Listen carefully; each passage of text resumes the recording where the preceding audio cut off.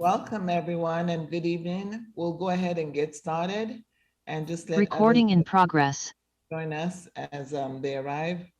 Just as a reminder, this meeting is being recorded, and we just want to make sure that you're aware of that. Again, welcome. It has been a very busy week for all of us. My hope is that in the midst of the busyness, you have found time to smell the roses, take things in stride, and reflect a little bit, especially about around this all-important work that we have been doing. I want to especially welcome our SCGC members, the community at large, and our board of directors, as well as our PPS staff. We'd like to acknowledge the presence of our partners as well, Flow Analytics and Brick Architectural Firm, and our principals who have relentlessly and willingly joined the conversations that have been going on regarding school placement, program placement, boundary selection, and the list goes on. Tonight, we are going to be looking at what I'd like to call the D proposal series. We are also going to be looking at evaluate the possible middle school configurations, and we will review the possible language tables for possible language placement. The goal tonight is to determine program placement so that we can begin to look at boundaries. Next slide, please.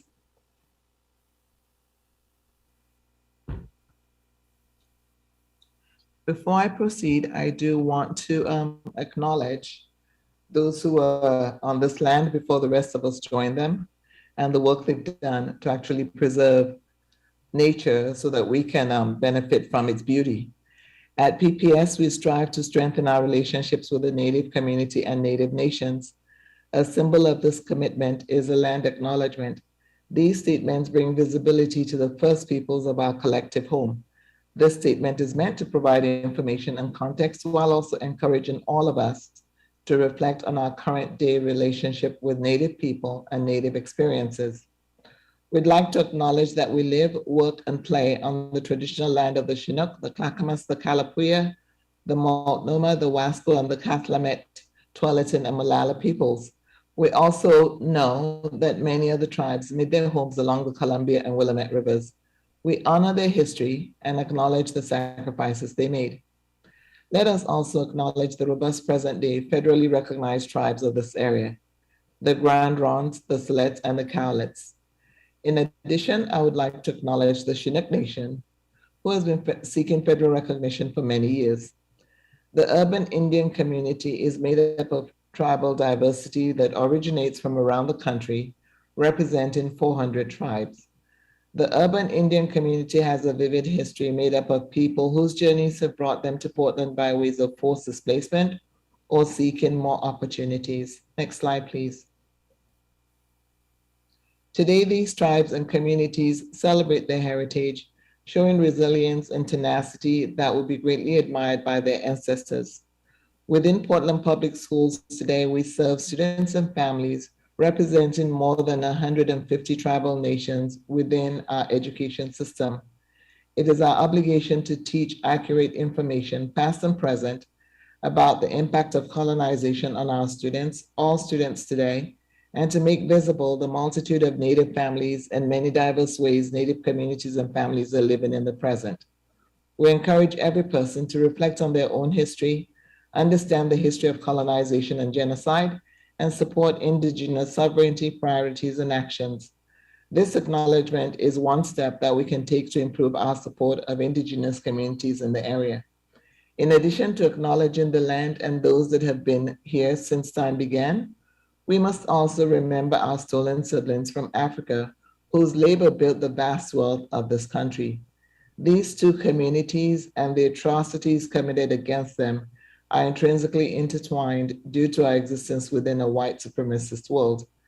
Everything we have is due to stolen land and stolen labor, and every system and institution that impacts our lives is built upon this legacy.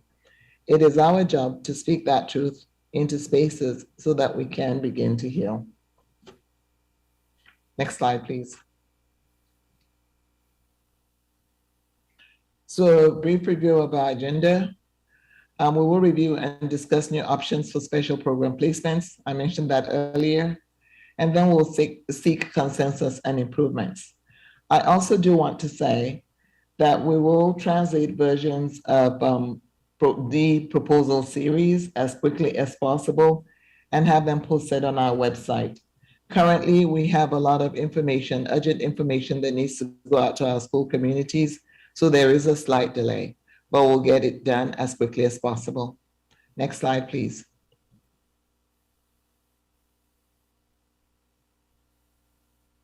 That said, I want to turn the meeting over to Karina.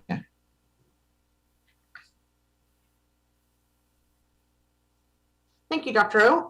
Welcome, everyone. Just want to take a moment to ground ourselves again in the group agreements. I know that it has been a chaotic start to the year, and we have kind of been, at least I can speak personally for me, there's been a lot trying to get my attention. And so I want to really kind of ground us in the meeting and remind us about the agreements that we made to be in community together. So just take a moment to read the 8 agreements that we have here on the slide, and let us know if there is anything that you need in particular tonight to add to our agreements to allow you to kind of bring your best self and participate as fully as you can in the meeting.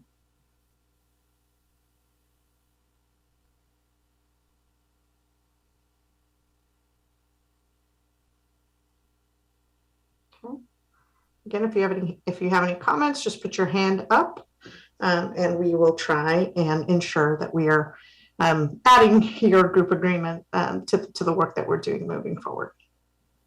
Next, Marnie. Last but certainly not least, in terms of kind of our pre-work, note that as has been the case in the past, we as we go into breakout rooms that the audience or the public will not be able to listen live to the breakout rooms. They will be recorded and will be available on the Enrollment and Program Balancing website by tomorrow afternoon. So for those of you in public that are watching and following along.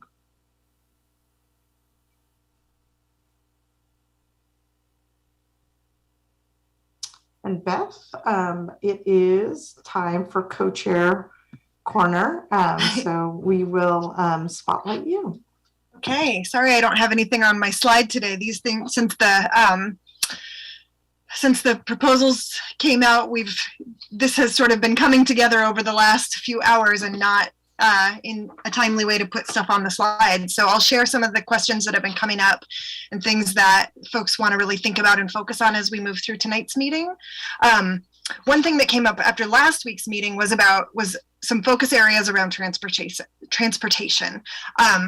Really asking good questions about whether we'll need more buses in these in whatever proposal comes forward, and knowing how we've all, as parents and staff, been seeing the challenges happening with bus driver shortages this year and bus routes being canceled. That what are the guidelines and expectations around transportation for DLI students in our future proposals, and how do we know that families can count on those buses if they are provided? I heard a concern about equity and access to DLI, with transportation often being a barrier to families that could really benefit from DLI, but don't necessarily have access to a vehicle or parent availability. And so those questions about transportation become really important when we're thinking about who can access DLI. And this person also mentioned that some of those access things could be contributing to those socioeconomic disparities that we were shown last week in the data around co-location.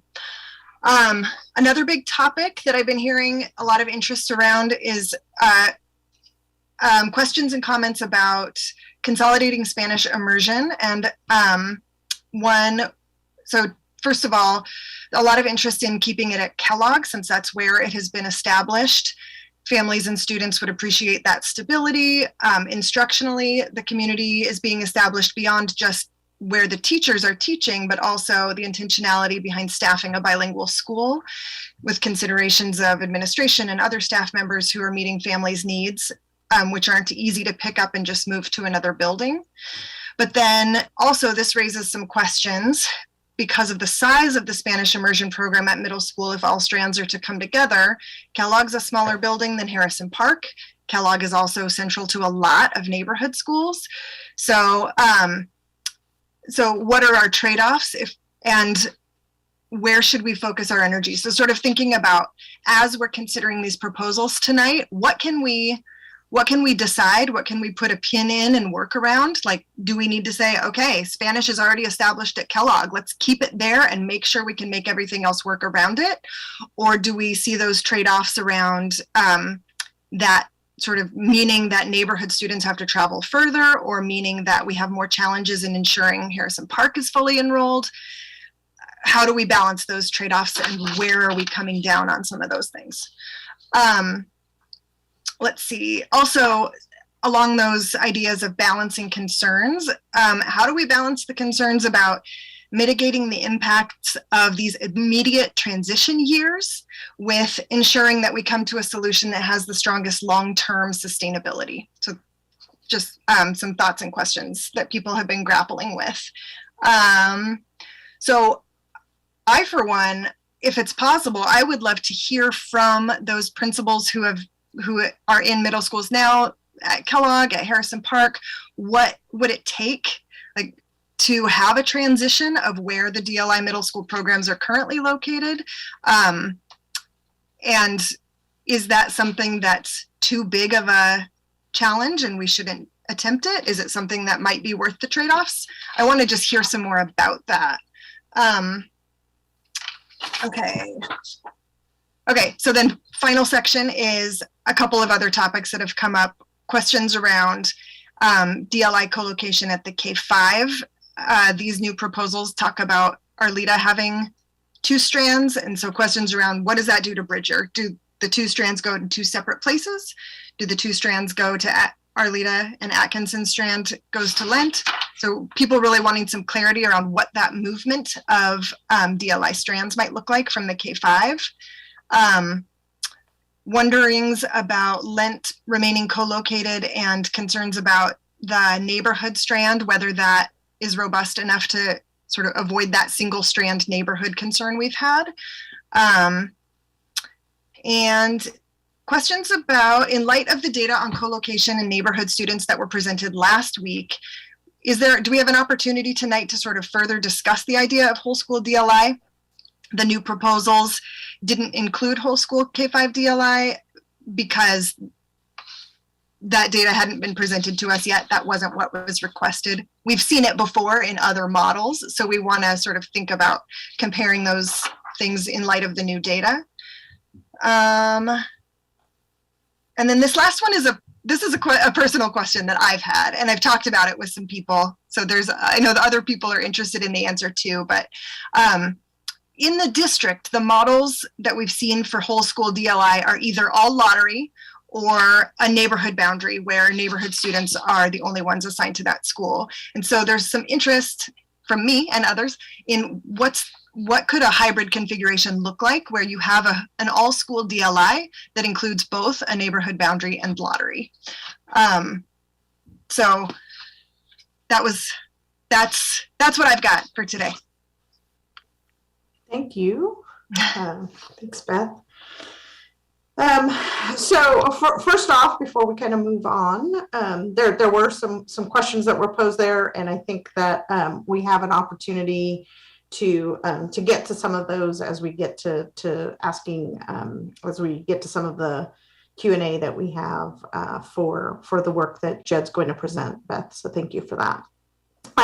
Before we move on to inviting to answering some of those questions, which was the concerns around transportation, we do have Lisa Wheeler here again tonight. I do want to take a moment to thank Director Brim Edwards and Chair DePass, who I think Julia is here, and Chair DePass will be joining us here in a few minutes, and they're going to be kind of in listening and observing mode tonight. So thank you, directors, for joining us this evening. And with that, thank you. Sorry, I don't have my video on. Oh, no worries. I will have it on later. Okay. With that, I think I want to transition to the conversations around transportation. So Marnie, will you go to the next slide, please? And will you spotlight Lisa for us, please? Thank you, Karina. So the current transportation policy for DLI is to only add stops outside an attendance boundary for native language speakers. When a bus route covers a lot of distance, like when students attend from far outside a school's attendance boundary, we're unable to share that bus with other schools. Since we have limited resources and funding to add additional buses, we have to plan really carefully and have a clear policy about who does and does not get bus stops. I do look forward to working closely with the DLI program in order to make sure we are utilizing our resources in the most efficient way while also ensuring that native speakers have transportation to their DLI program. Currently, we provide limited transportation for DLI students outside of their attendance boundaries at Bridger, Cesar Chavez, Kellogg, Lent, Ockley Green, West Sylvan, and Mount Tabor. And our routes are designed and sites set each year based on input from the DLI program, prioritizing bilingual students. Expansion of transportation will require additional budget allocation, consolidating students to fewer sites, carefully planning bell times, and streamlining the current routing process could help offset these expansion costs. Next slide, please.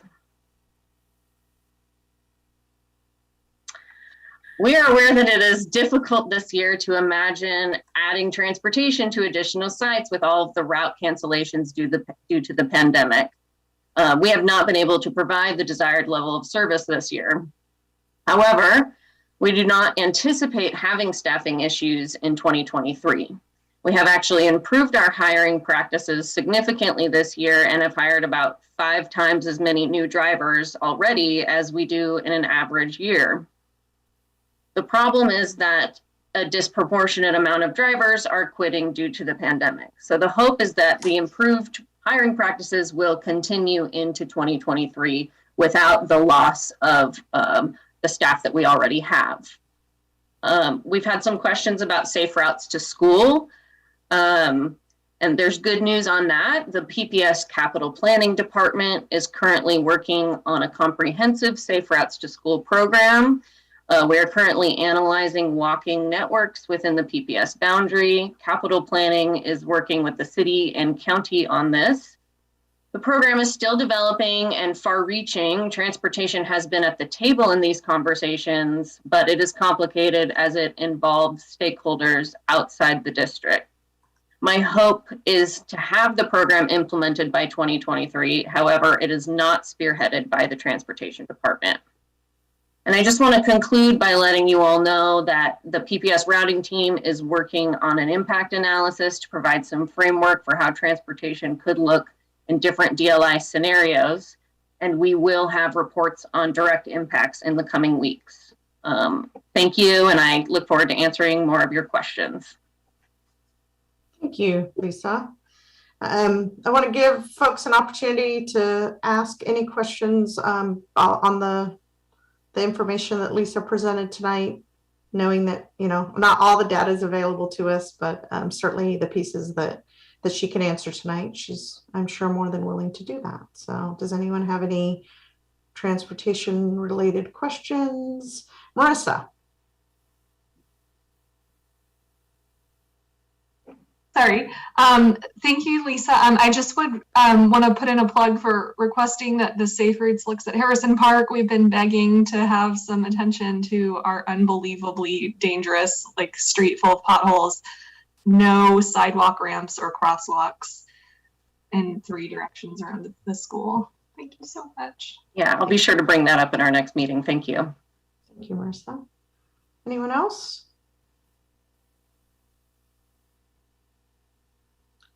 Okay, so if we transition to the next slide, Marnie, I believe now is the opportunity for Jed to join us and talk about the work that they've been doing since our meeting on January 6th. Thanks, Karina. Good evening, everybody. And oh boy, have we been doing a bunch of work. But first, I want to talk to you a little bit about some kind of data housekeeping that I want to share with folks. So starting tonight and through the rest of the phase of this phase of enrollment balancing, we're going to be shifting to reporting estimates based on the official 2021 student counts. If you didn't know we weren't using forecasts, I guess you don't need to worry too much about this. But this does mean, in addition to using those actual accounts instead of forecasts, we'll be updating the student demographic information, including info about race, ethnicity, and low income status. So we expect to see some slight changes there. For folks who are interested in seeing the difference between the actual and forecast student counts for 2021, there's a data sheet that's linked from this slide that shows the difference by program and school, and I think somebody could probably drop that in the chat too. But the headline here is that enrollment is lower than expected, due to effects of the pandemic. And for elementary schools, that's to the tune of about a 13% decrease. And for middle schools, it's about a 6% decrease, again, versus actual and what was forecasted.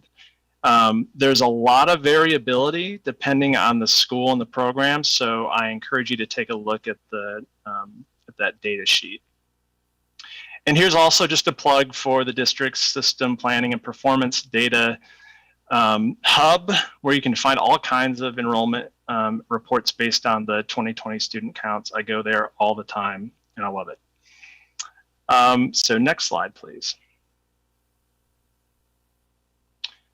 So now on to the options that were shared out yesterday. We hope that you got a chance to look at some of the materials. These are based on the concept that we left with after last week's meeting, which is that creative science is relocated to Bridger as a K-8, merging with the K-5 neighborhood program at Bridger. That Spanish GLI at the K-5 level is cited at Arleta and Lent in balanced co-located configurations at each school.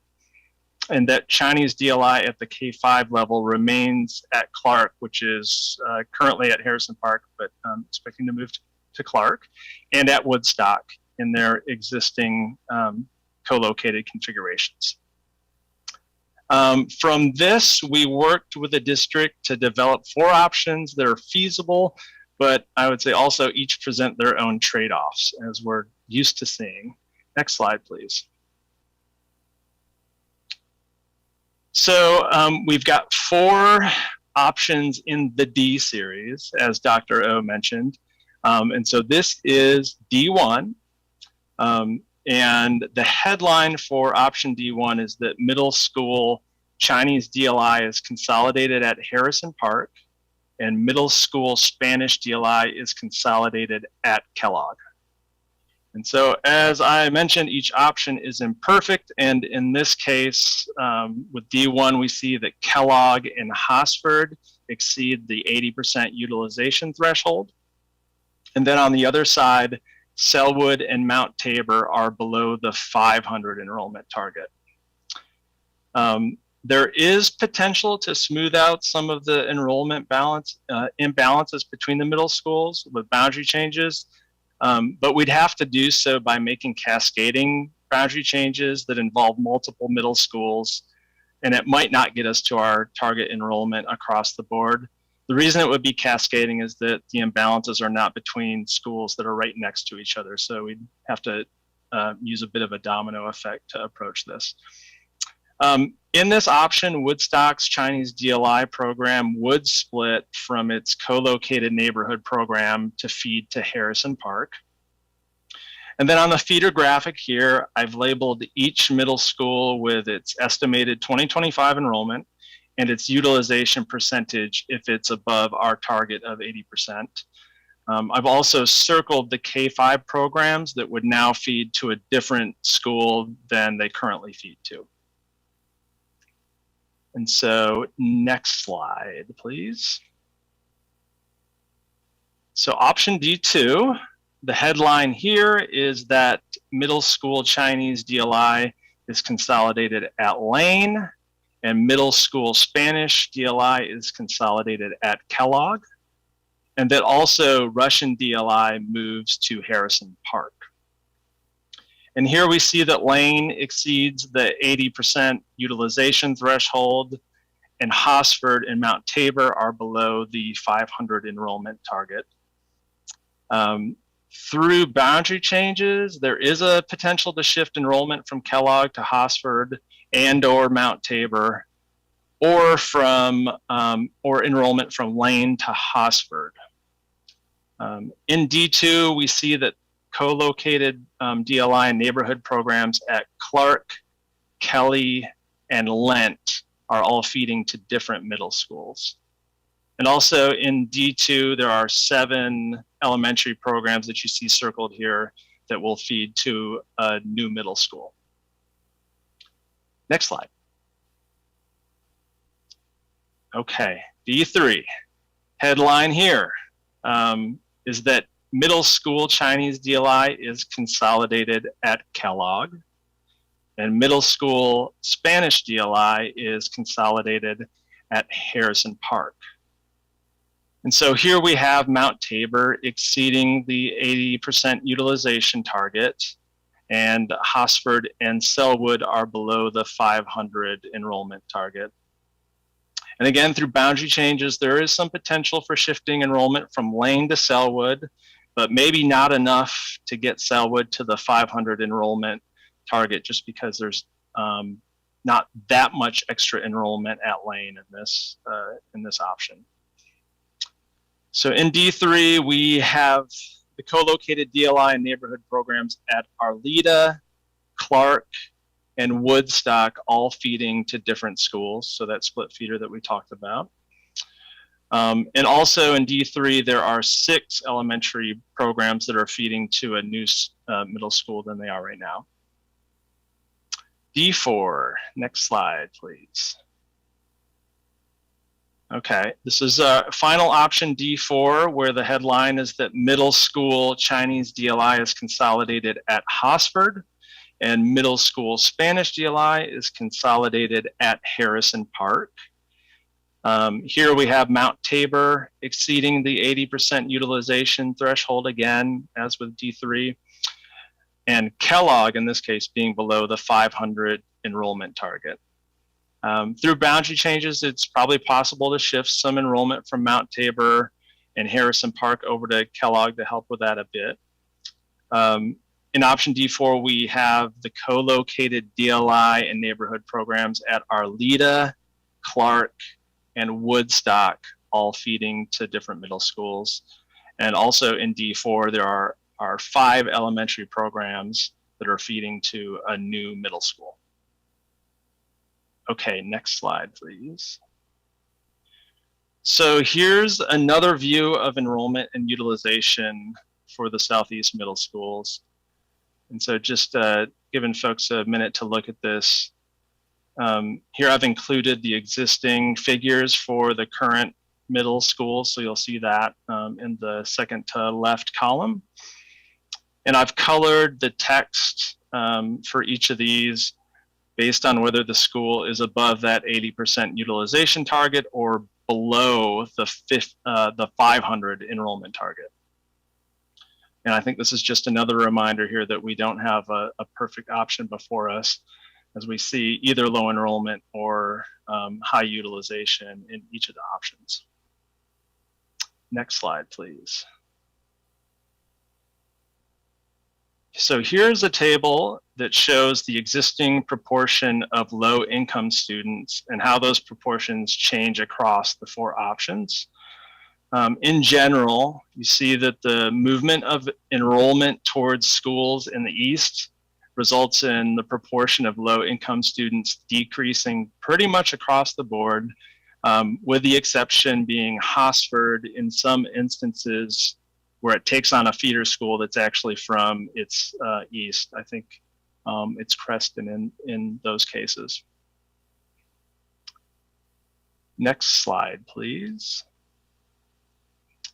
So this table shows the current proportion of Black, Native, and students of color at each school and how those change, how those proportions change across each option.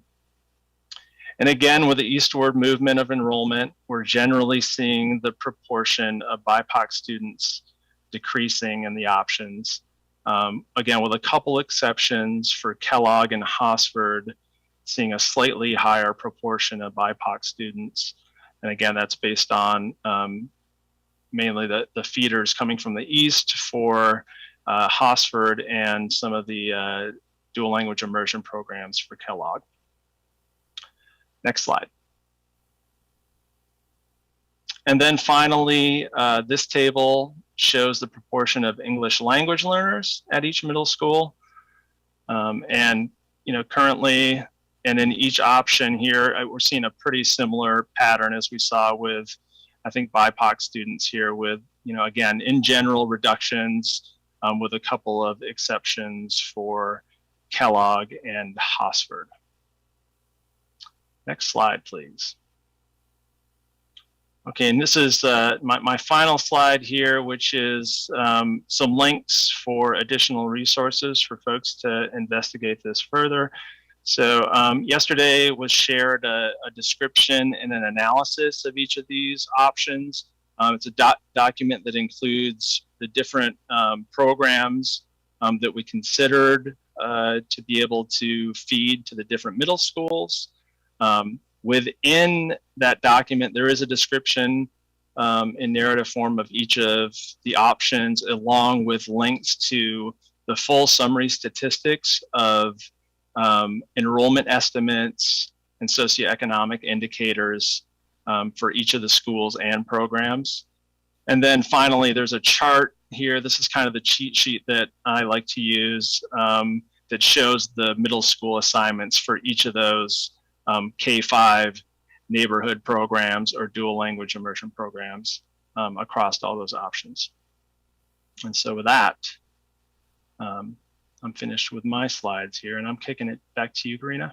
Yeah, I think you are kicking it back to me, but this is our opportunity to open it up for folks that have any questions, kind of technical questions about either, the projections that you have outlined, how it's laid out, who's going to what school, all of those. Because the next thing we're going to do is get into small group discussions to discuss this, but we wanted to take an opportunity to allow everyone to hear any questions and answers to Jed before we go into small groups. So we know that there hasn't been, we've had probably about 24 hours to kind of digest this information, but hoping that you've had a chance to look at it and wanted to provide an opportunity to get any questions asked before we all come together.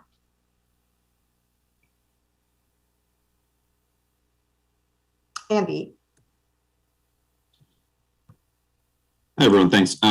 Jed, was there any technical reason there's not a combo here that I think it was one that showed up in B. I might be getting it wrong, but it would have been Spanish Consolidated Harrison Park and Mandarin Consolidated at Lane. Is that just because it wasn't asked for, or because there was a reason it didn't work? Or I'm just curious if that's not viable for some reason. So is that the flip of, so you're saying Harrison Park consolidating? I missed the two. I think in B, I want to say it was proposal B. One of the proposals one of the previous proposals we saw Spanish Consolidated in Harrison Park, I believe, and Mandarin Consolidated at Lane. And I was just wondering if that was just because we've considered that done, or because there was a technical reason it didn't work.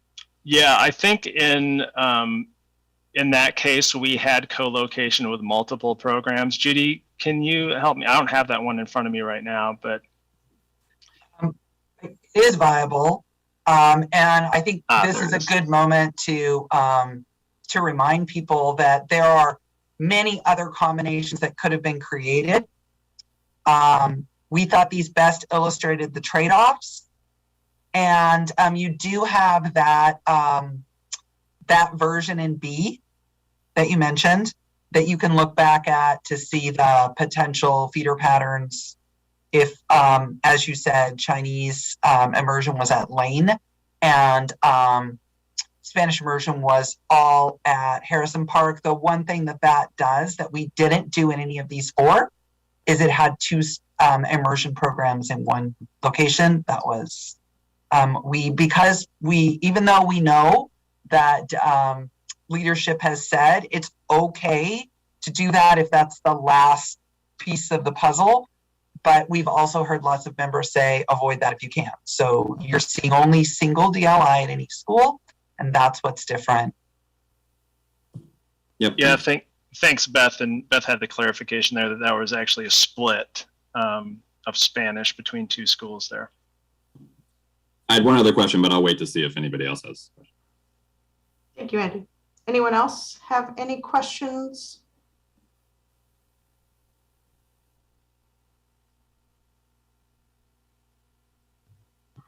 I have a question. Are we supposed to be still like equally considering A and B, or are we like mostly focusing on the D's today? Or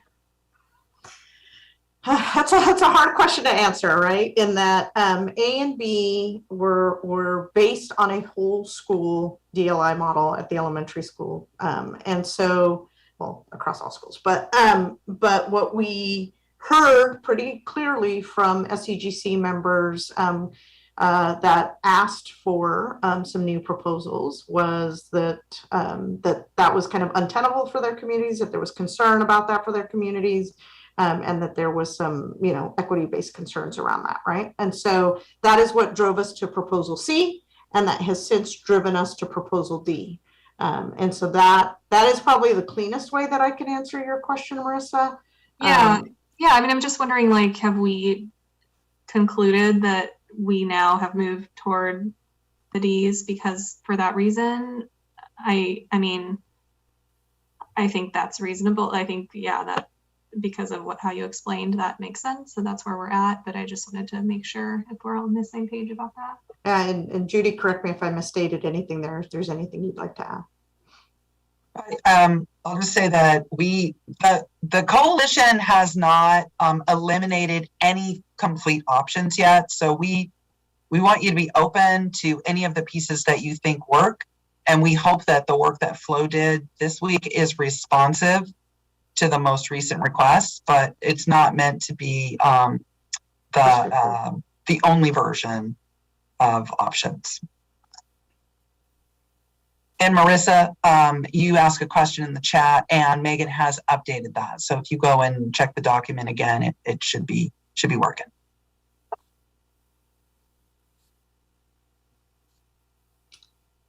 Anyone else? I know Andy said he had a follow-up question, but does anyone else have a question? Either open your mic or raise your hand.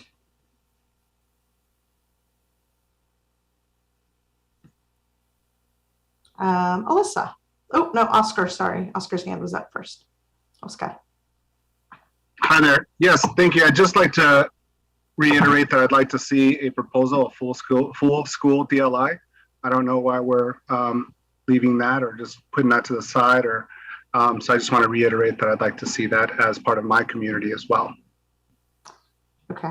You mean other than proposal, Oscar, you mean other than proposals A and B, which were whole school DLI models? Elementary level, sorry, I guess is what I'm talking about. But yes, I'd like to, we talked about those were, Judy, correct me if I'm wrong, I believe or Jed, correct me if I'm wrong, I believe proposals A and B were elementary school, whole school DLI. Is that right, Jed? Yeah, they did. For Spanish, it was either at Lent or Bridger. And then there was permutations of that with Chinese being at Woodstock or Bridger as well. Yeah. Of course, we've now talked about, creative science as as relocating to Bridger. So that changes a bit of what those options might be. Yeah. Alyssa? Yeah, I had a question last meeting. We talked a little bit about the work that had been done to set up Spanish DLI at Kellogg. And so I was kind of surprised to see 4 different versions of what happens to the middle school Spanish DLI. And I just was wondering if we, as we're walking through these proposals, if we could have some idea of, from PPS, how important or not important it is that we consider like an established DLI program at the middle school level already. Because I have a hard time understanding, is that non-negotiable, totally negotiable, and that might make it a little bit easier to funnel down through all these choices, at least for me.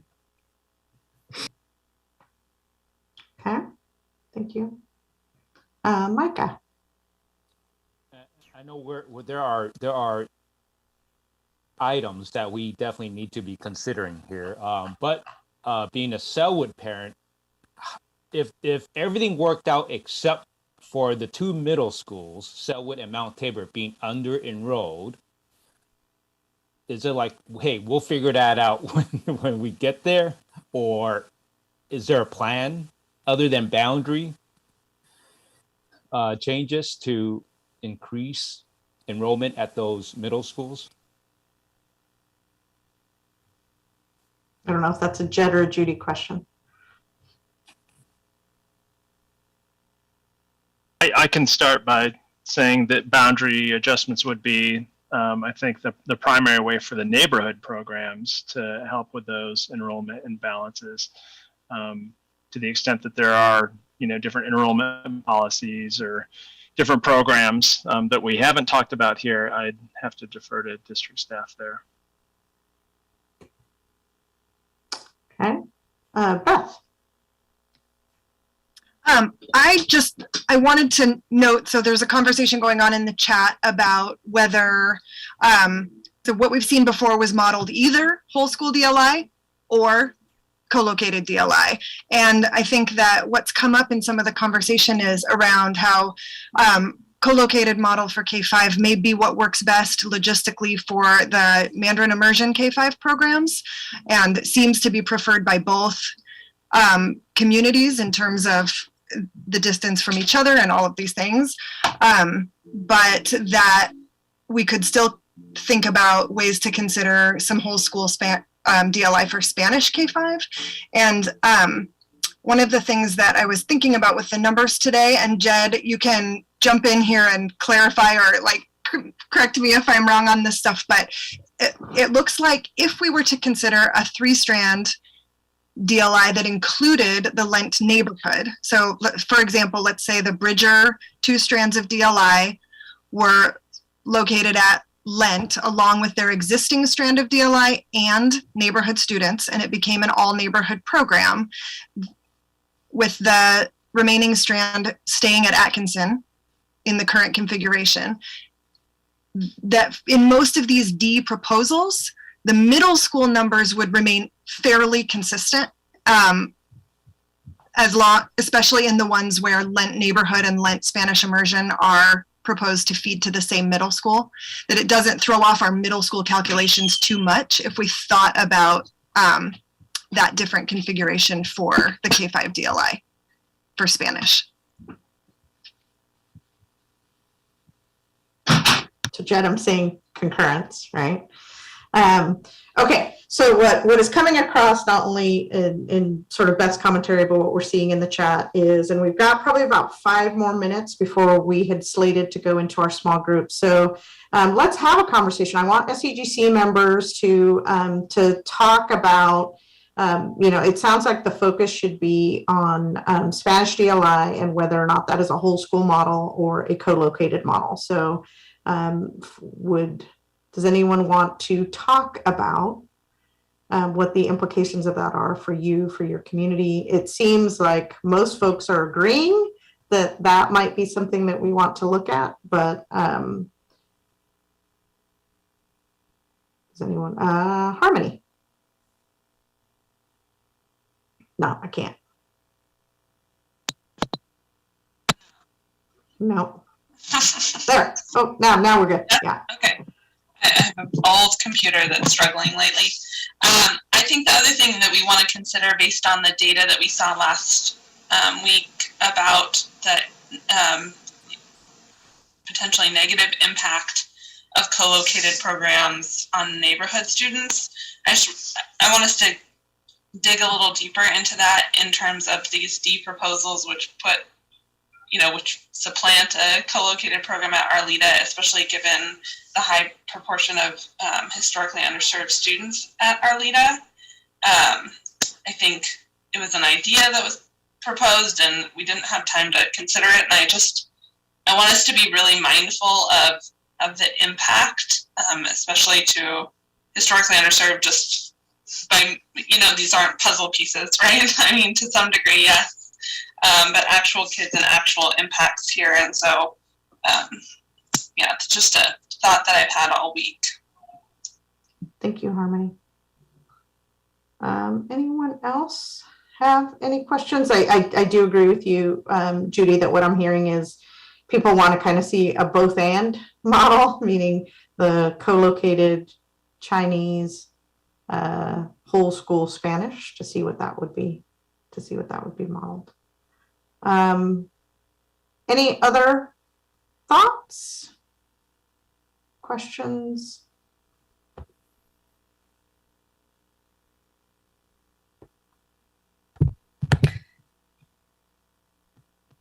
Not seeing any hands. This is an important discussion for us because this is a linchpin.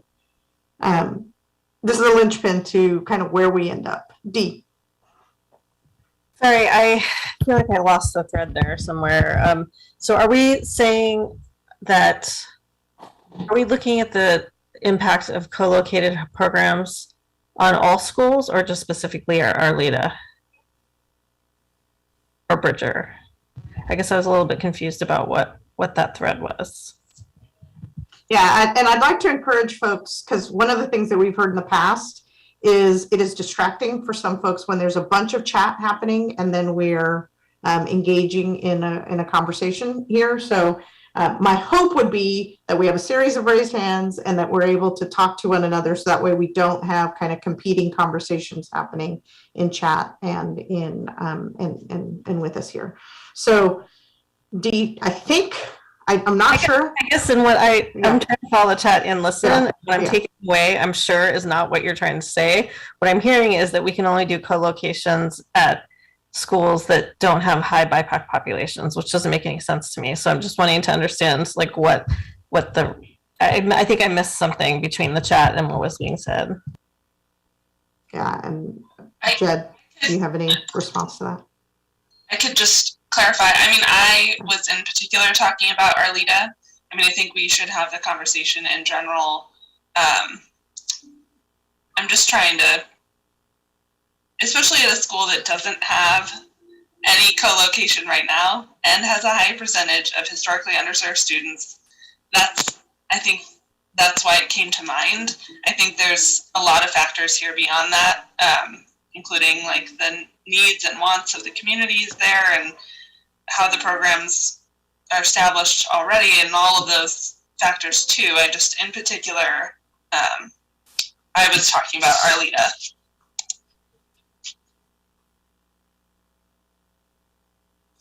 Okay. Dee, any follow? Oh, any follow up to that before we get to Dr. O? No. Okay, Dr. O. What I was going to say is that we're actually looking at the impact of co-located programs in all our DLI schools. What we've discovered in that attempt is that in some schools, especially with some of our Chinese immersion schools, the program is working well in a co-located environment. But in our Spanish DLI programs, that is not the case across the board. The other advocacy for whole school DLI is exactly that. If we cannot meet the needs of our second language learners and our Spanish speakers in a co-located environment, will they be better off in a whole school DLI model where we can actually provide all the resources and the supports and the trainings and the professional development series for the teachers? So we are looking at it across the board, not just at one school. Thank you, Esther. Sandra.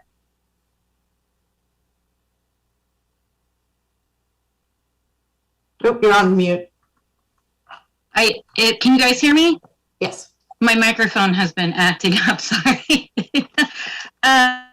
just from an Arleta perspective, since we were speaking specifically about that, I think that the idea behind D has been generally well received. It's just kind of come very quickly and become official very quickly.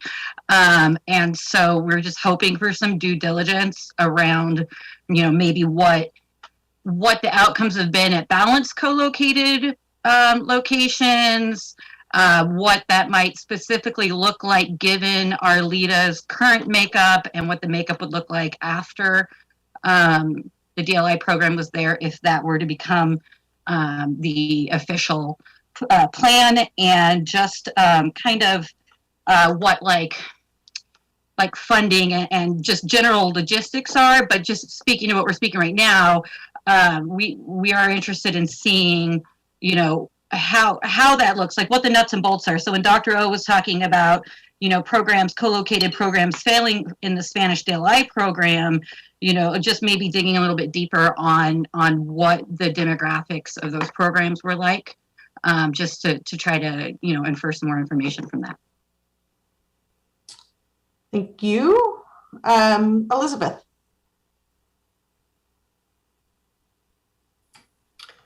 So I'm just wondering, when we're talking about whole school DLI, are we talking about both middle schools and elementary schools simultaneously, or it feels like we're flipping through both?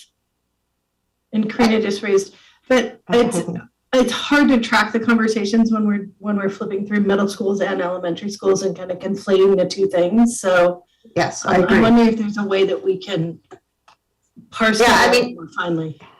Yeah, I think they can be independent of each other, Elizabeth, and the conversations we've been having to date, I think, are independent of one another, right? In terms of, I think most folks had come to the agreement that creating whole school models at the middle school would be ideal, and it was elementary where that was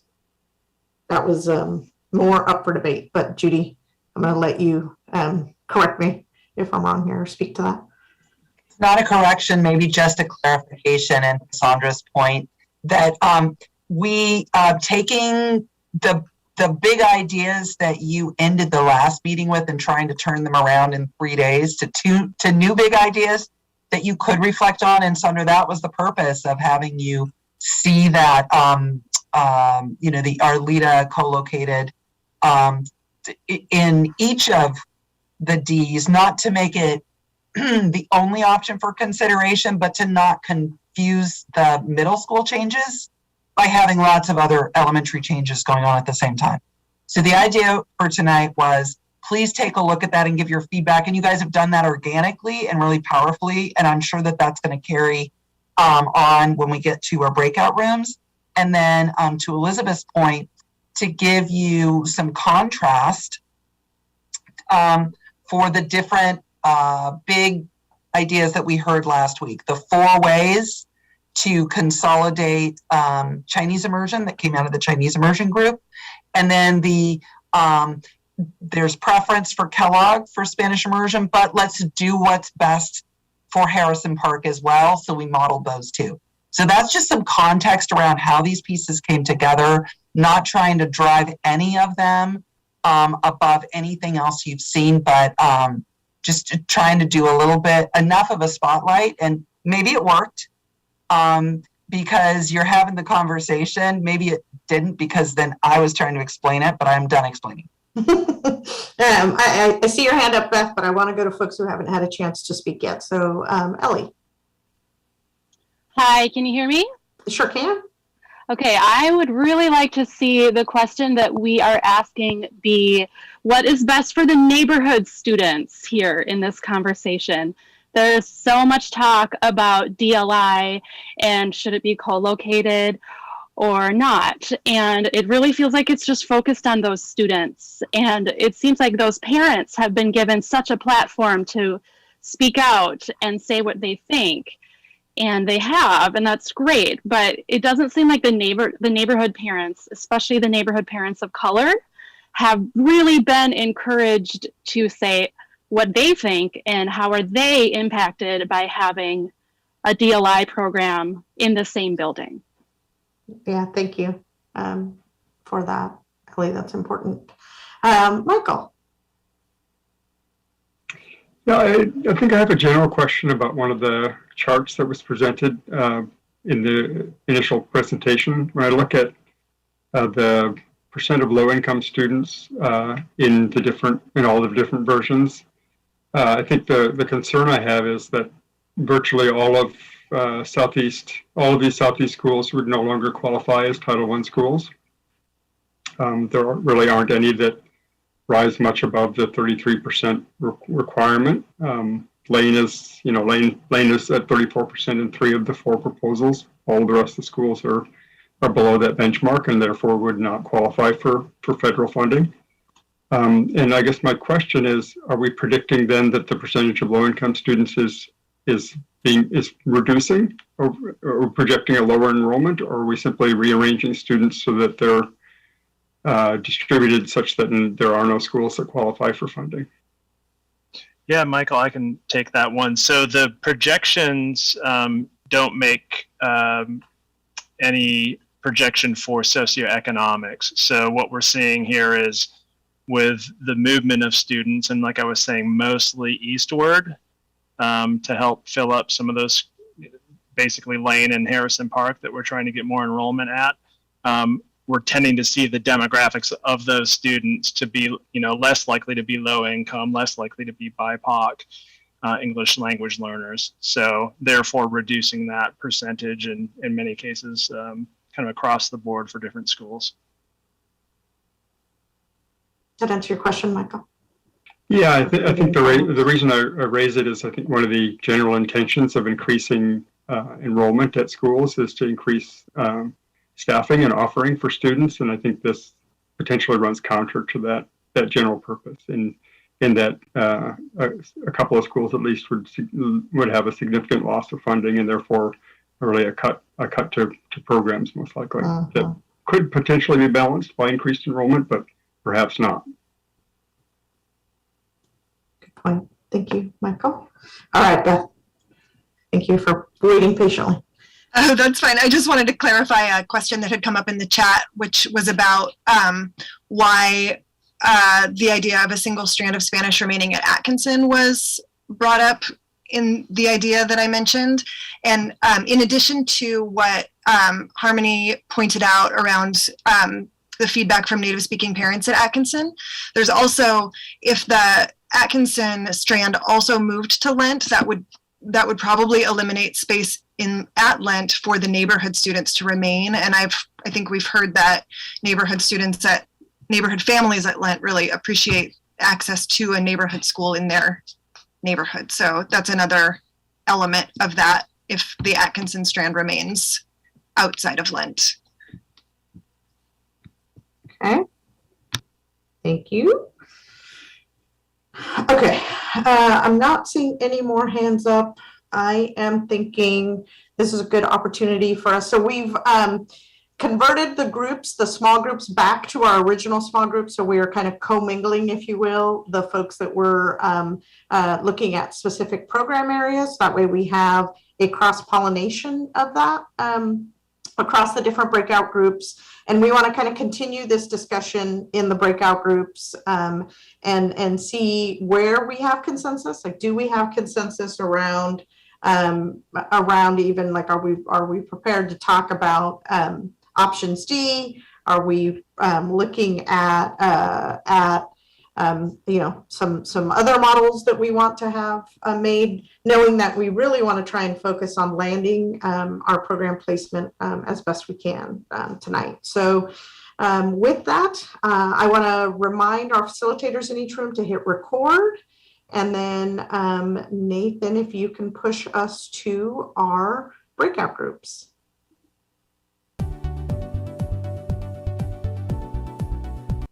Hello, everyone. I don't know if every room was fully finished with their discussion. I know in our room we were not. So right now we're scheduled for a 10-minute break. However, if Marnie or Lisa, if you feel like there was more discussion to be had in your rooms and there was benefit, and if people wanted to go back to their rooms, then by all means, I know our room Clackamas wants to go back for 10 minutes and they're willing to forego their break. So I'm going to say that we will come back into the full room in 10 minutes, so at 7:43. And so you're welcome to take your bio break. But if Nathan, if you will push us into our breakout rooms again, and those that want to stay and chat can do that.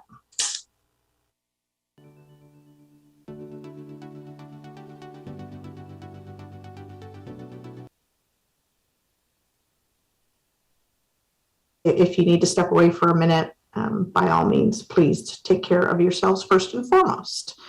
So we're going to share back. I'm going to go to, you know what, I'm just going to start with Clackamas. So Jed, and Marnie, maybe you'll share screen for the Miro board. Jed, if you wouldn't mind kind of sharing the conversation that was had before we started talking about the middle school piece, and then Judy can kind of share the statistics, for lack of a better term, of kind of the middle school discussion. Will you zoom in on Clackamas, Marnie, please? All right, Jed, what did you hear? What did we say? You're on mute. Well, you don't get to hear what I heard. Okay, so definitely, concern about losing federal funding for schools that need it the most, right? As we're seeing those low income percentages change. Folks noted that co-locating a program isn't an inherent problem for the co-located neighborhood program per se.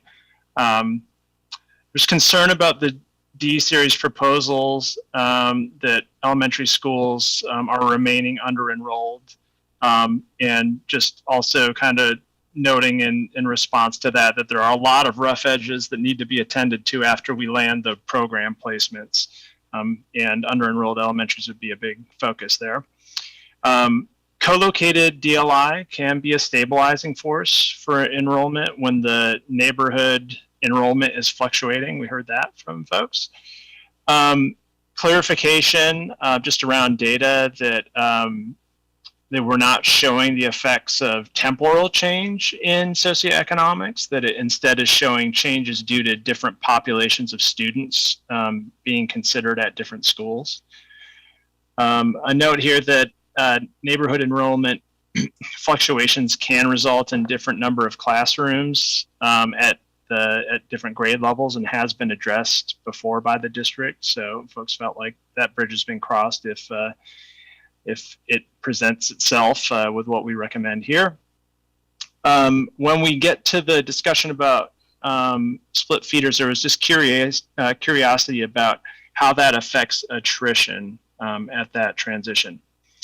There's a question about just funding for when a co-located program does come to a new school, and how that is handled, and it can just depend, and we got some answers for that.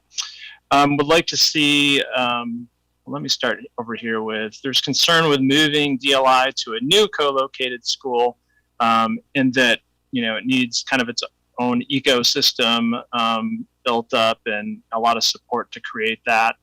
We heard the example of Roseway Heights Middle School being one that tackled the challenge of bringing together multiple DLI programs for the first time under a single roof.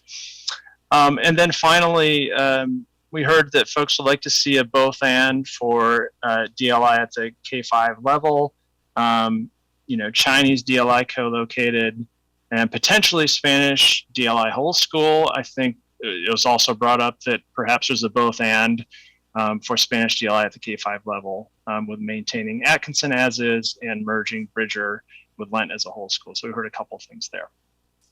Yes, and then I think there was general consensus, and Judy, correct me if I'm wrong here, but there was general consensus around the favored middle school consolidation would be under the proposal for D2, but with a serious concern about the fact that that would push Lane to potentially lose their Title I funding. And so, a desire to have that be more of a neighborhood focus rather than a DLI focus. Is that right, Judy? Yes, it was a strong favorite. The next was D1. Big concern there was too many students at Kellogg. The least favorite was D3. D4. So this group was strongly interested in Kellogg retaining Spanish immersion and want one of the newest and best of the buildings to support the students who have often been underserved. Was one comment. Perfect. Okay, Willamette. Or sorry, go ahead, Marnie. Go ahead and do Willamette. I'll do Columbia last. I'm going to take it from Thanks, Marnie. Jenny. I may be looking at my own screen now so that I can save my notes in order. Okay. So a lot of our conversation was actually focused on the whole school K-5 Spanish DLI model at Lent. And so that was what a lot of our conversation was around. There was a big question, though, about if the neighborhood students don't want to be in the whole school Spanish program, where do they go?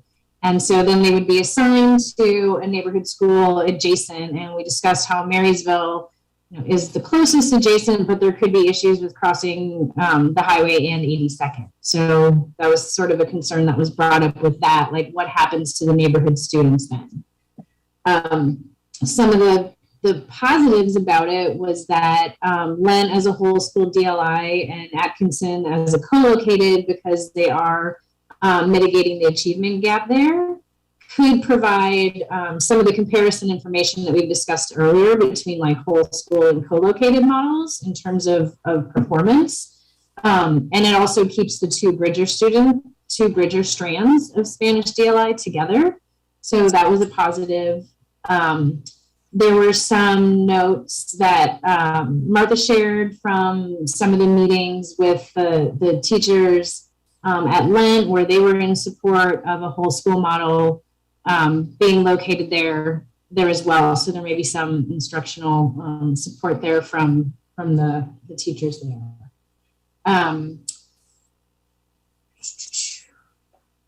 When we started talking about middle schools, talked about, there was this trade-off of Kellogg and it being full. If we were to put, say, Spanish DLI at Harrison Park, it may create some weird boundaries. Would Atkinson have to change its feeder? How would that work? We did get into some discussion on transportation and the three strands and like how that would happen. And then again, some focus on what happens to Lent neighborhood students and how are those impacts going to be mitigated to the neighborhood folks there. Then we kind of got into talking about concerns of D or support for D. We kind of got on a track for D3, but I don't want to speak for you, Claire, so jump in if I'm not summarizing this correctly, but that there would potentially be some staffing issues in D3 if Spanish was moved out of Kellogg, just for teachers moving and contracting and things like that. So I think some folks are like, hey, we'd like it. Mandarin could be centrally located. However, it might be a big lift to move Spanish immersion out of Kellogg after phase 1 SCGC work. There was also a note on D2. We didn't really discuss it, but Claire indicated that we don't necessarily have to move Russian out of their current program. So if that was a concern, that doesn't necessarily have to happen. And then just major concerns on the D series about Harrison Park area having to travel all the way to Hosford for any program because it's a pretty big distance. So any one of the D ones were not favored for for traveling those long distances. Is there anything anyone else wants to share that maybe I missed?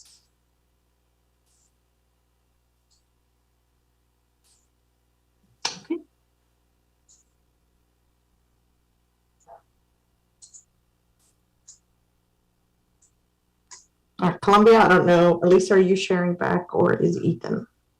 I can share back unless Ethan wants to. Okay, should I share my screen or do you want to? It looks like we're at your room here, so. Okay, so if you want to zoom in on D1 a little bit.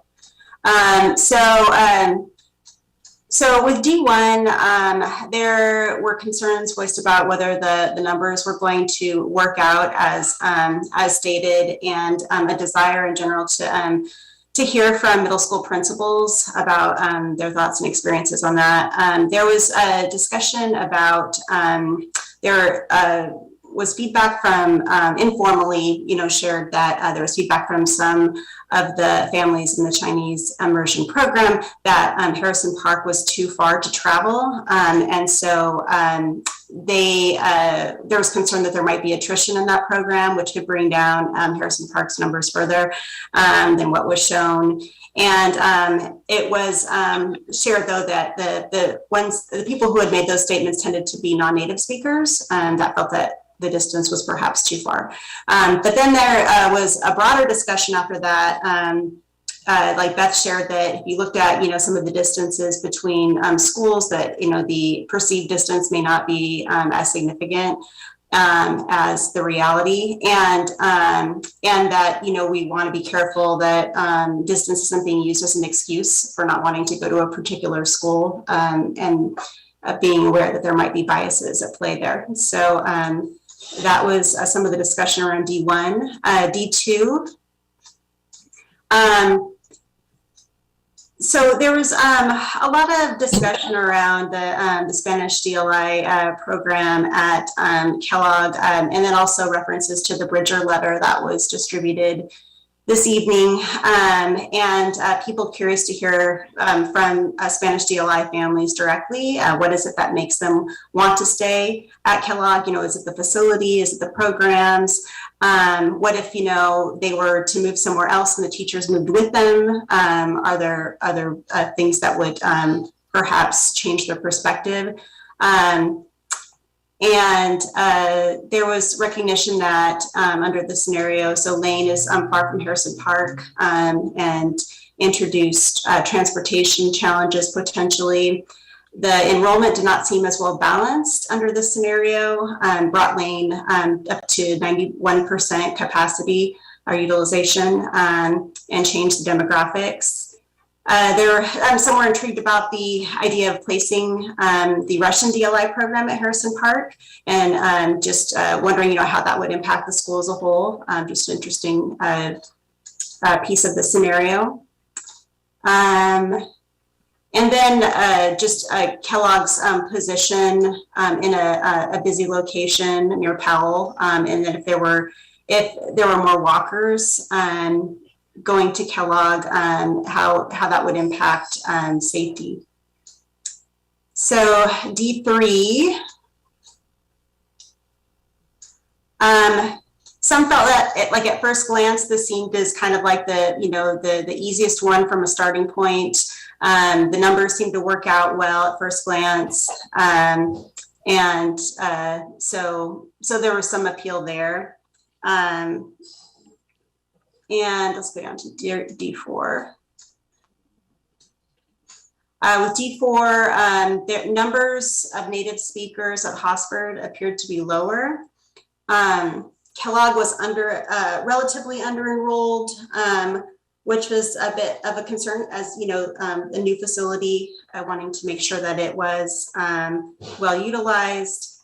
And then also if Spanish DLI was at Kellogg, would we be more creative about placing neighborhood students at other middle schools? Also worries that the numbers might be artificially low at Hosford as presented. Is there room to add Chinese DLI? Afraid that it might be overcrowded as a result.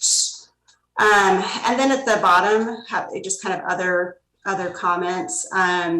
It was it was observed that it was nice to be able to kind of move on in the discussion and move past the focus on creative science, since we spent a lot of time on that. And so it was really helpful to have its location settled at Bridger and be able to discuss the scenarios apart from that.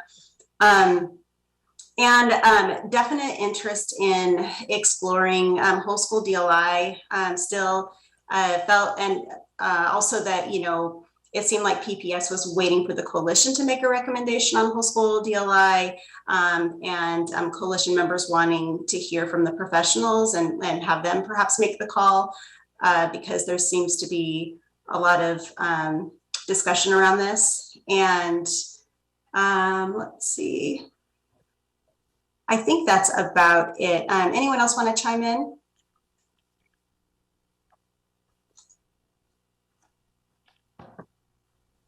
Okay. Thank you. All right. So the conversations were kind of, it seems as though they were far afield, right? So we do want to have some discussion before we get to, I think what we're hearing about polling, or one of the different things that we're talking about polling is, first of all, do we have consensus around Spanish DLI at Kellogg? I do agree that there's probably some stage setting that's important there. I don't know who from, I think you're the Willamette room, would be the best person to do that. I don't know if that's clear. So there's some stage setting there. I think before we set that poll, I think it probably makes sense to do a poll around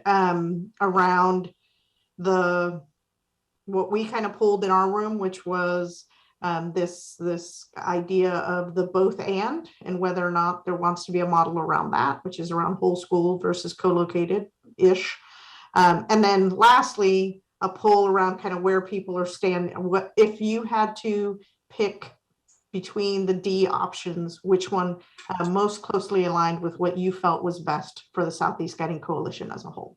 So those are kind of the polls that we want to kind of get a pulse on. But I do want to allow for some discussions. We planned for about 30 minutes of discussion before we got to those polls, which would give us, because we're creating these polls on the fly here. So that would give us an opportunity, and maybe Judy, having you help Nathan figure out what the poll questions would be around those three areas would be great. In the interim, I'm going to just start asking folks to chime in on any of those three areas. So is there some context that was shared in the Willamette room around this idea of keeping Spanish DLI at Kellogg that would be important for those that weren't in that room to hear?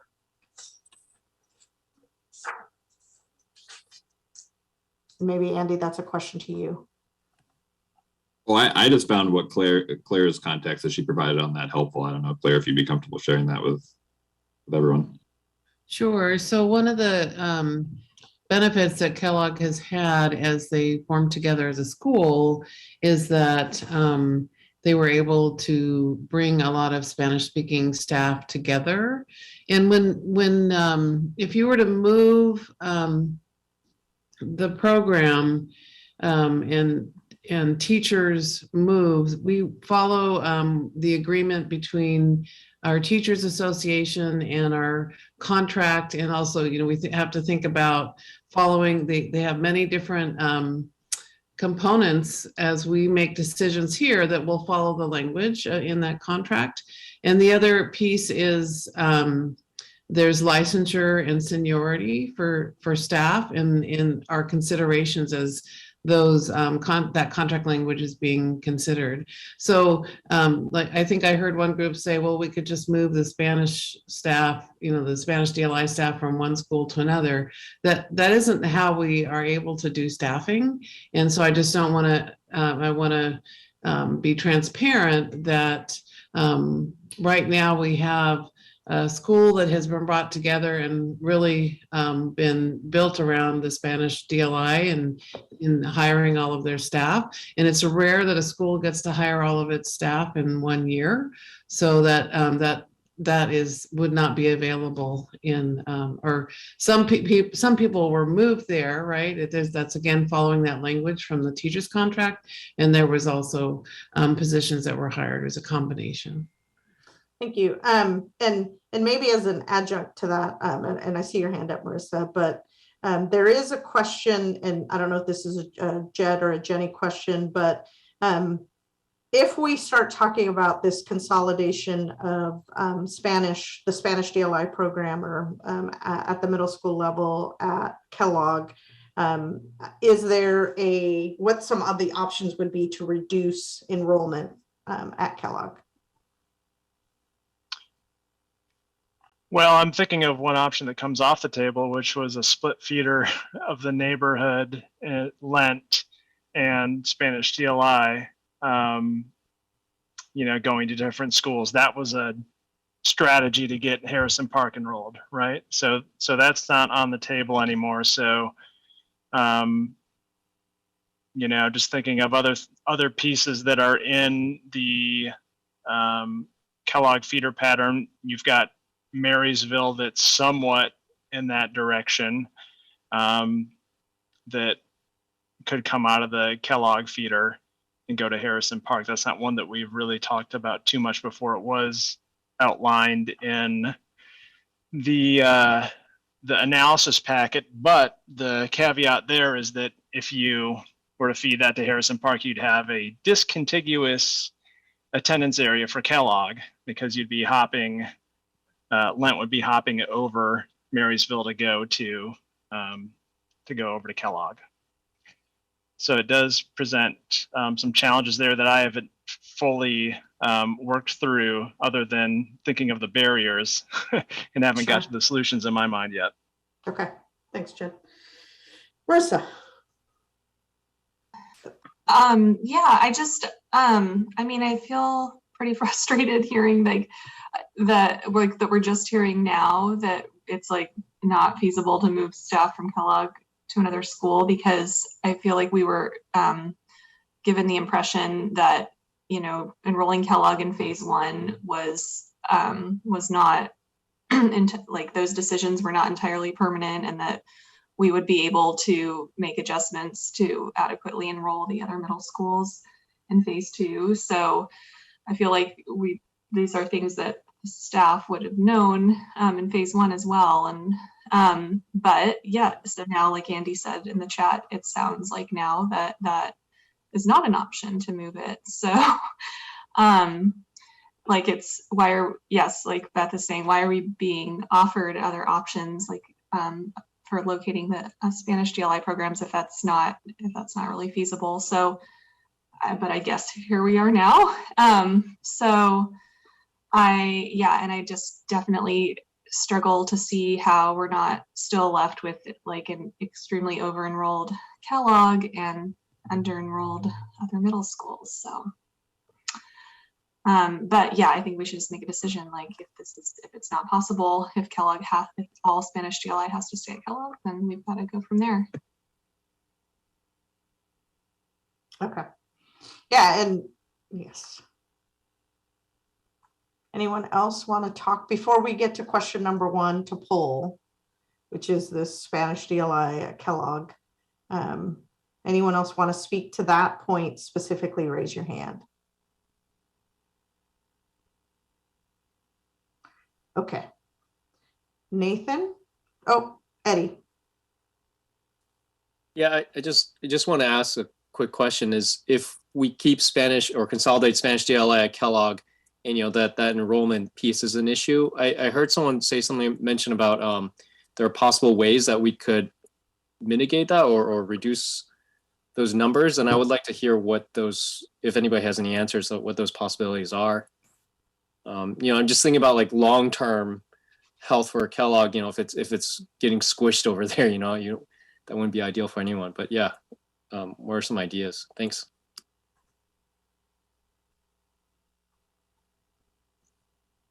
I can chime in and say that this is exactly where we were in phase one. For those of you who are wondering if this is deja vu all over again, the more Spanish immersion is at Kellogg, the fewer neighborhood programs would be at Kellogg. So that tension of balancing neighborhood and having a cohesive and tight boundary versus serving all the kids in Spanish immersion was a big feature then, and will have to be addressed. It could be just look at each of the feeder schools and see which middle schools are nearby that might have room for additional students. Is it Creston? Is it Marysville? Is it a split feeder for Lent? Those are some of the things that would be on the table. And, you know, we don't always have to talk in whole school sums. It could be smaller chunks. We could look at some students in a K-5 going to one middle school and some going to another, a split feeder from elementary to middle. We only have one of those in PPS, but we could look at doing that.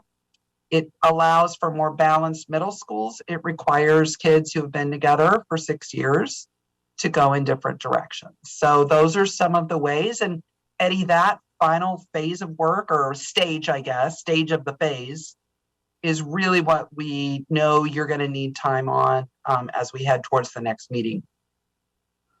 Okay. Nathan does have poll question number 1 out there. So we're going to go ahead and allow, and again, this is for SCGC members and principal representatives to vote only. So what is your level of support for consolidating all Spanish immersion at Kellogg?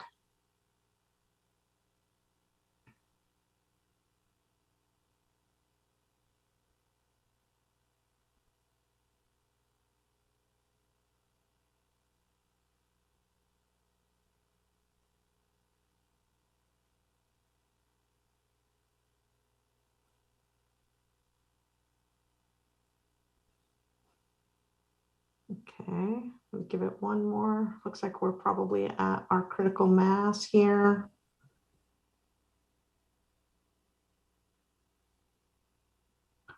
All right, I'll go ahead and close that poll, Nathan, and share it if you don't mind. All right, so as you can see here, kind of a mixed bag. The highest, so the majority of the votes were satisfactory or above, right? So 25 of the 29 votes were either this is satisfactory or this is excellent. And we had 4 votes in the less than satisfactory category for this one. Okay, so fist to 5, this one's, it's on the higher end, if that's the consensus model we're using. Okay, anyone want to speak to that? Or yeah, I would also like to hear from folks that are in the 3s and maybe even those that are in the 1s and 2s to talk a little bit about if you're comfortable sharing what some of your concerns are, please. And again, I want to encourage people to hold the conversation in the room, because I'm hearing from people that the distraction between the chat and the and speaking into the room is confusing to some people, please. Okay, Harmony. I'm in the middle of the road voter. I think my concern is I feel like we're getting caught up in the short term versus the long term goals, right? Like, I understand that it's a challenge in moving a program from Kellogg, and I'm not even advocating that we do that.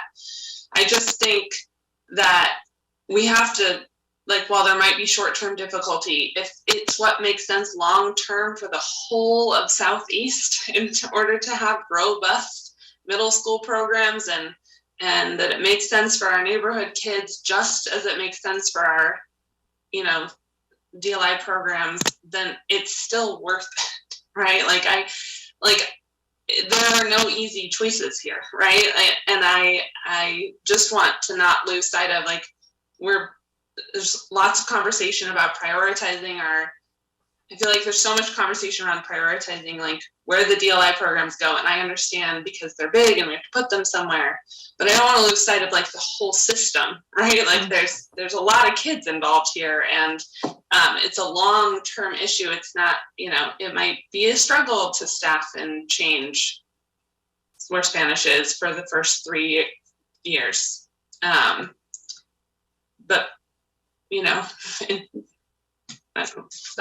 that's all. Thanks, Harmony. Andy. Yeah, I mean, I want to build on that because I completely agree with you, Harmony. I appreciate I agree with your bigger point, which is that we absolutely, I think it's hard.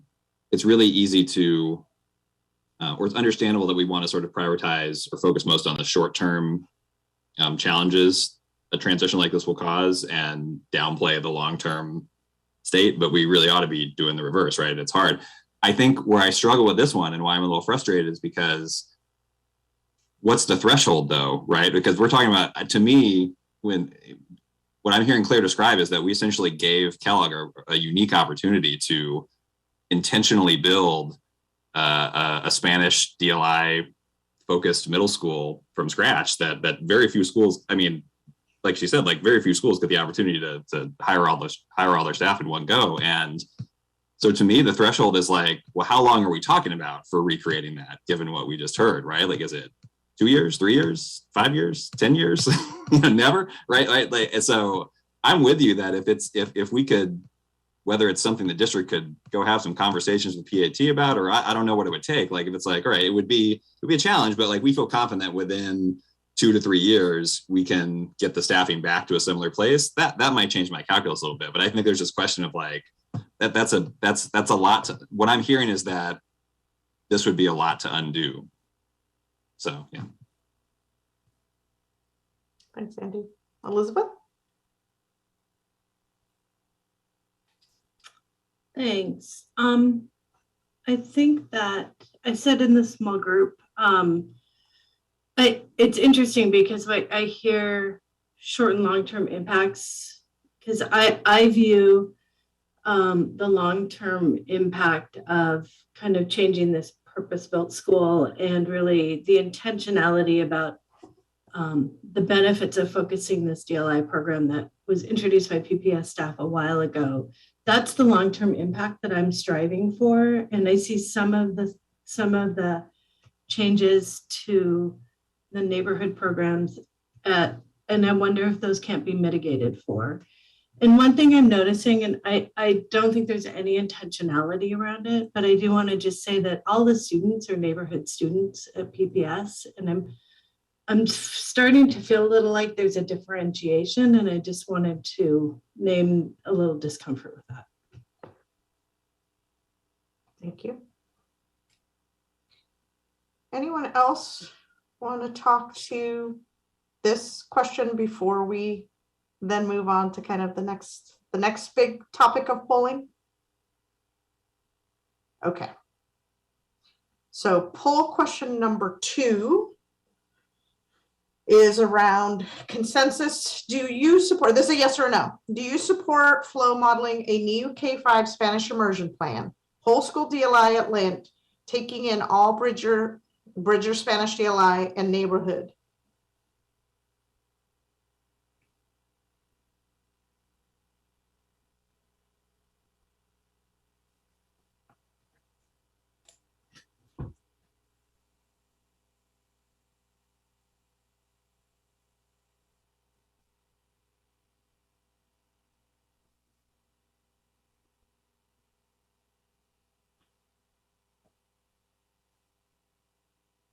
We're almost there, y'all. Just a few more people missing here.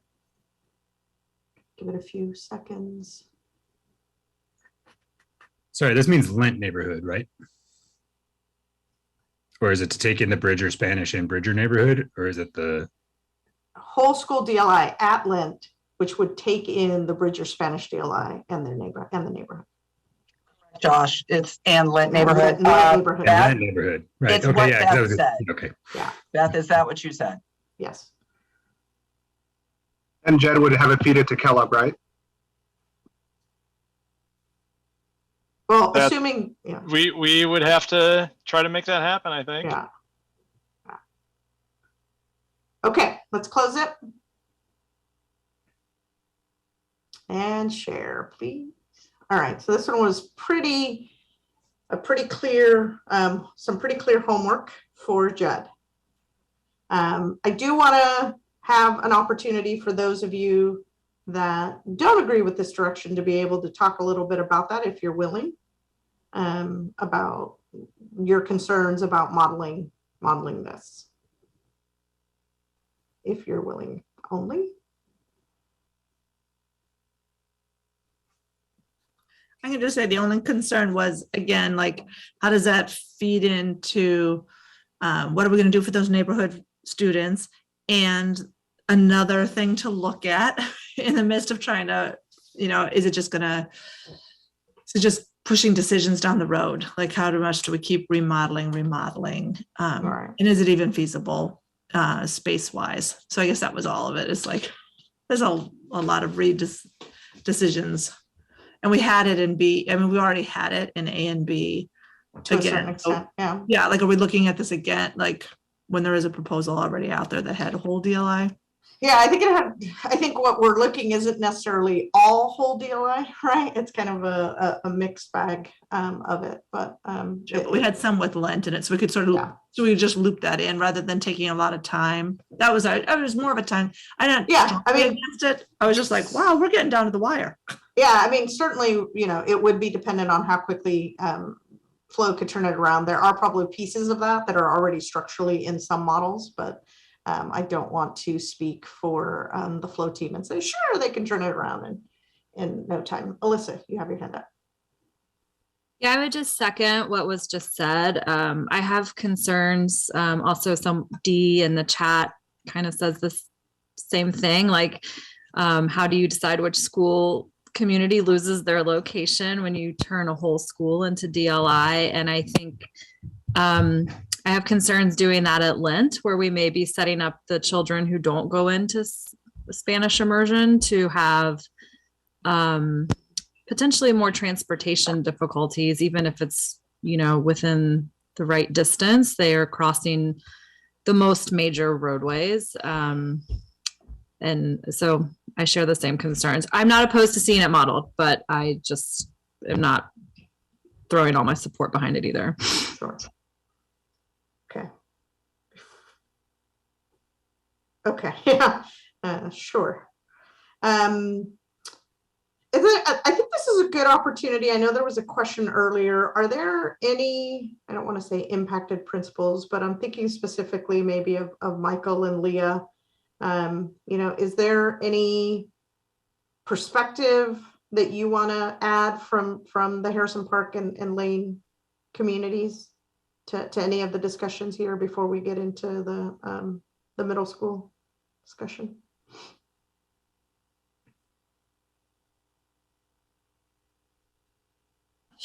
I am actually really feeling like I would like to talk to my neighborhood families about some of these options and getting some input. We haven't talked to them for a while. So I feel like I need some guidance from them. Okay. I don't know how that'll happen right now, though. I'm sorry, Leah, I can imagine. No, it's okay. But, I just because I feel that there's a lot of different things we can do, and they may have some ideas that we haven't thought of. And I think the biggest thing in the first go round was that they wanted to remain as a K-5 together, and that was important in close proximity. And since that looks like that will happen, now we can kind of focus on this. So I'd like to get some input from them. Okay, thank you. Michael, anything you want to share? I think on these questions we've been discussing about program locations and their configurations, I don't have much to offer at this point. I think I'm still really, I heard echoed earlier concerns about Title I funding and the impact of student distributions, and I think that's more where my focus is right now. Sure. Okay. All right. Anyone else want to talk a little bit about, or want to belabor this point that we've been talking about before we then move into some polling around the D options? Okay. I want to have that polling because I think this is where we can have some robust discussion. So Nathan, will you, and this is going to be a single choice poll of which of the D options, D1 through D4, and I'm going to quickly here share my screen. This is D1 in front of you. This is D2, which is middle school Chinese DLI at Lane, Spanish DLI at Kellogg, Russian DLI at Harrison Park. D3, middle school Chinese DLI at Kellogg, Spanish DLI at Harrison Park.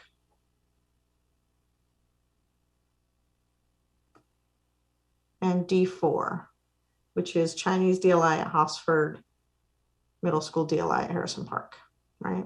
So I think we had talked about having consensus around Spanish DLI at Kellogg, which is D1 and D2 primarily. Okay, so we're going to give you all a moment to vote.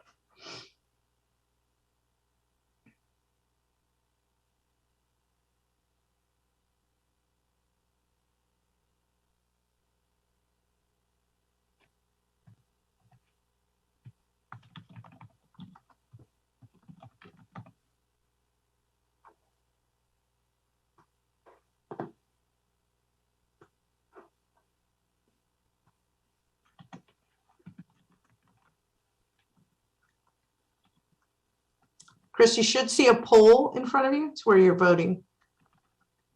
Oh, okay. So will you put the, you should still see the poll. There's a question about people can't access the poll, Nathan, when I stop screen sharing. You should be able to kind of look at go back to your Zoom view and your poll should be there. Let us know if that's not the case. Oh, it says doesn't matter if you minimize, poll is gone. You have to click on your Zoom window to activate it, and then you should be able to see the poll. There's a button on the bottom. Okay, awesome. Chris is giving me the thumbs up. Anyone else still not seeing the poll?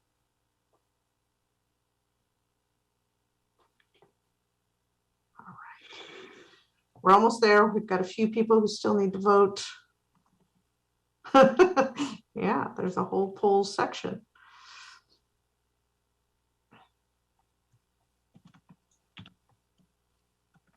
All right, I think we're getting there. Be a couple more votes. Maybe some people are abstaining on this one. All right, 3 seconds, 2 seconds. All right, let's go ahead and close the poll. All right, so looks like we have a majority of folks, 17 of the 26 that polled were in D1, D2, basically in descending order, D1 being achieving the highest number of votes and D4 achieving the lowest number of votes. So let's talk about this. I'm going to stop sharing. So hey, Karina, yeah. I had a question in the chat over here. Yeah, go ahead. Yeah, D1. So D1, based on what we're hearing with the whole school option at Lent, that's the only one I'm seeing that's compatible. So we need to see Chinese DLI at Harrison Park for that to work. And then we probably need to look at taking a neighborhood feeder out of Kellogg to bring that enrollment down. So that's what we'd be looking to model there. Okay. All right. Let's talk about the D series. Anyone who has sort of strong opinions around your vote. Let's hear from you, especially folks who we haven't heard from tonight. Chris. Thanks. Just wanted to put in there that from the standpoint of Lane, our our least favored is D2. And that's the one that would impact us the most in terms of moving our direct certification numbers. And also moves in a whole different large population instead of letting us grow organically in our neighborhood. So that's a lane thought on D2. Thank you. Anyone else?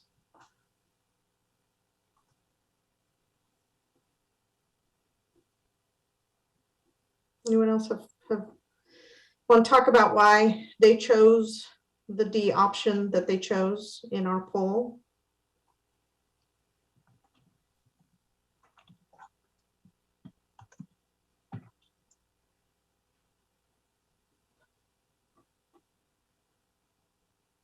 Okay. Anyone else want to talk about anything else in terms of kind of feedback to the group in terms of program placement?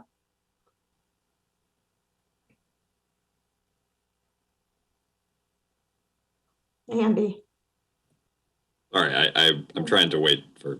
Yeah, no, I hear you. I think I wanted to lift up something. I think Judy might have mentioned it in the chat, but if we, just to put it on people's radars, like I think if we go down the road of locking in the Spanish dual language program at Kellogg, I hope that we're going to be open to some slightly more creative solutions on the neighborhood boundary for Kellogg than just having entire schools move together, because it really does create a tough situation for like very few kids who aren't in dual language programs in the surrounding neighborhood of Kellogg would be going to Kellogg, which I think we need to take a close look at if that's the direction we go.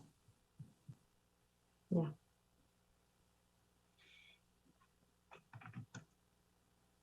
Anyone else?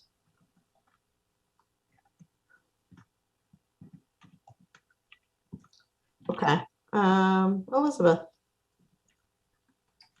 So I want to ask a question about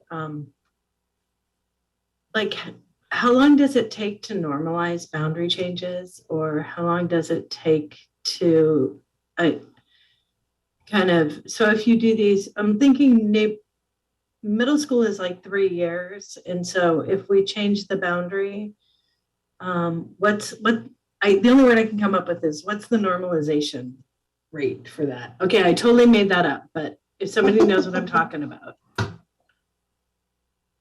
don't know if there's anyone that's kind of. Can you say a little more, Elizabeth? Yeah. What are we you mean, when does it all take when does it effect, settle or down? Yes. How long does it take it to settle? How long? Not when people think it's normal. Right. Right. But when is it done? Right. When is it? When is the angst over? Is it one middle school cohort, which is I think what you were talking about, Elizabeth? That's 3 years. Like, is it 3 years? Judy, you guys are getting there, like as well as I offered up. Judy, who's probably had the most experience with boundary changes, maybe. Well, and actually, Claire led a really robust board discussion around this pace of change at the most recent board meeting, where SEGC was on that. So I would welcome any wisdom there, and I know we have board members in the room too, and they're waiting to get the full package to decide. But it can take, if we allow a phase in, it's about 5 years before pretty much all the kids that could be affected by a change are indeed attending the new school. And I will tell you, as the person who does this for the district a lot and looks at these things, it's so differential depending on the neighborhood, the extent of the change. So many of our neighborhoods just don't have the generational stability where kids are moving in and out, and they'd like their kids to stay at the same school and stay together for as long as they can, but they don't have that, well, my kids went here, my grandfather went to this school, and I have to as well. So there's a lot of things that impact that at the elementary level. Thanks, Judy. Ellie. Well, I want to give another plug for neighborhood students. If it means that if Spanish is going to be at Kellogg and it means that fewer neighborhood students are going to be allowed to go to Kellogg, I'm not comfortable with that. I'm going to say again that I really see neighborhood students as getting the short end of the stick in this conversation and in this whole process so far. I had said earlier in our small group that I was supportive of Spanish being at Kellogg because I wanted to support Bridger, because Bridger Spanish kids are really getting kind of pushed around here. But now I'm thinking more long-term. I'm not comfortable with fewer neighborhood kids being at Kellogg. Having access to Kellogg. Yeah. Thank you. Anyone else? Josh. I think it's important to point out that, what we're looking at right now is program placement, and that, I want to keep an eye out for these neighborhood kids too, because I'm starting to feel that like they're slipping through our grasp, while also forgetting that we are about to concentrate entirely on them. As soon as we put these programs somewhere, we 100% are going to neighborhood kids, and we can try to do right by them then. And I keep trying to tell myself that. So since nobody else mentioned that, I wanted to go ahead and say it overall here. Yeah, and I do think that in order to allow as much time for boundaries as possible, that is what is driving us to land our programs as quickly as possible, right? Because we can't start talking about boundaries and then the impacts that those have to neighborhoods until we know where these program placements are going to be. So that is definitely our goal tonight, is to try and get as close to that as we can. Anyone else? Okay. I'm going to ask Jed and your team, is there anything else, sort of direction or anything you would want, and this could go to you, Judy, as well, as you guys are starting to put together kind of next steps. Is there any direction or conversation you want to have with the group that we can leverage tonight before we get into talking about kind of next steps and boundaries? Well, yeah, like I mentioned with, what we heard tonight about the whole school model and folks wanting to see that, there's really one framework within which we can work there. So we're going to work within that framework of D1 to do that. So that's the clarity that I think we need on that piece. Okay. And just to summarize, what I hear is on the menu for next Thursday night special. It was 2 for 1. We're going to have a Groupon pretty soon on these. On the menu is a new option for K-5 Spanish DLI, so that you have something that you can contrast to the other ones that you've seen. It'll be based on the program placements, the middle school program placements that are in D1. Unless there's some kind of epic fail that Flo finds along the way, in which case that'll be highlighted for you. And between now and then, you'll have some homework to help us really bring that Clegg-light focus on the neighborhood line impacts, and what it means for kids who aren't opting in or lotterying in to a school, but are going there because it's their assigned school. Right, Jed? That's what's on the menu so far. I think so. Yep. Great. It's going to be fun. Okay. So I do think then, if nobody else has any thoughts or questions based on what Judy and Jed just outlined, I think it will be a good opportunity to talk about those next steps, that homework that you were talking about, Judy, the conversation around kind of what does it mean when we transition to focusing on neighborhoods? Oscar.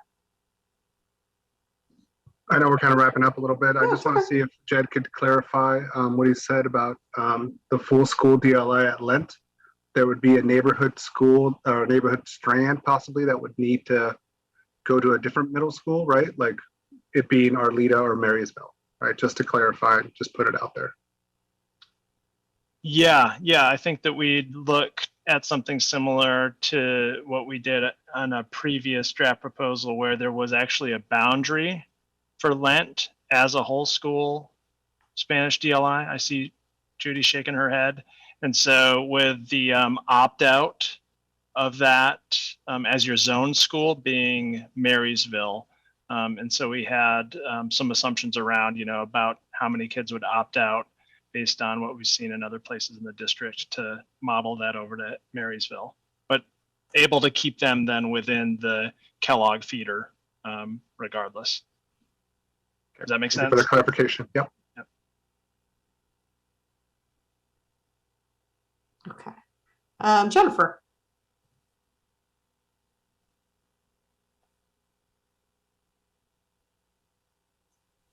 Jennifer, I think you had your hand up. Yeah. Go ahead. Yeah. Well, I just wanted to piggyback on that all Lent students would be invited to participate in immersion as some, like we did at Wrigler.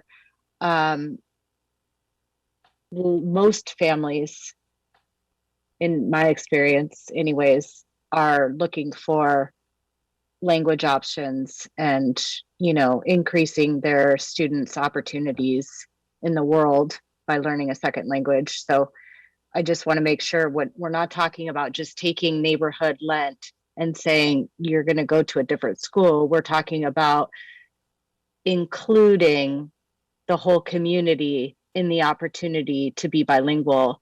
And if there are, a handful of families that's not going to work, or that's not their priority, or there's other initiatives that they want to follow, but it's an invitation, not. Yeah, I see Judy nodding. Yeah. D.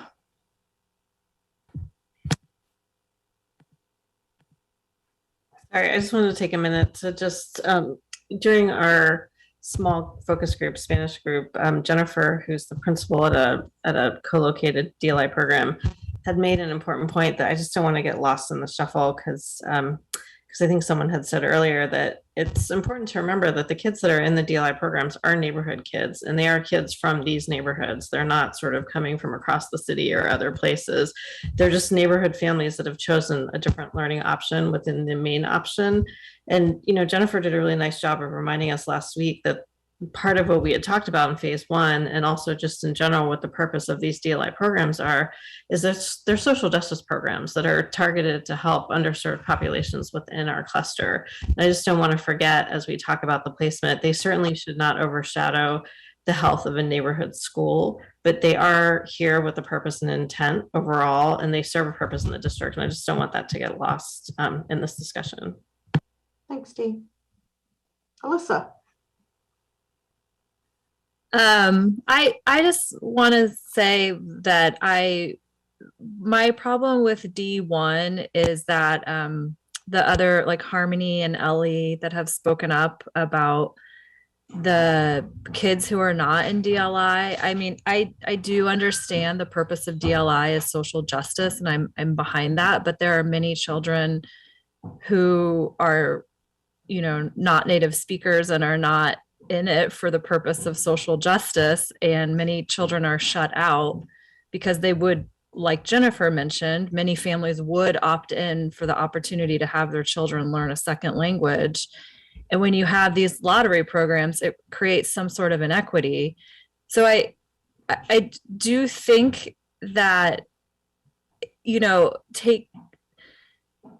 by us saying we're not going to move Spanish from Kellogg, it's taking Creston and moving them again after those kids just went to Kellogg. And I realize kids are flexible, but I think we're just kind of saying that if you're not in a focus option program, you're going to get kind of what's left over.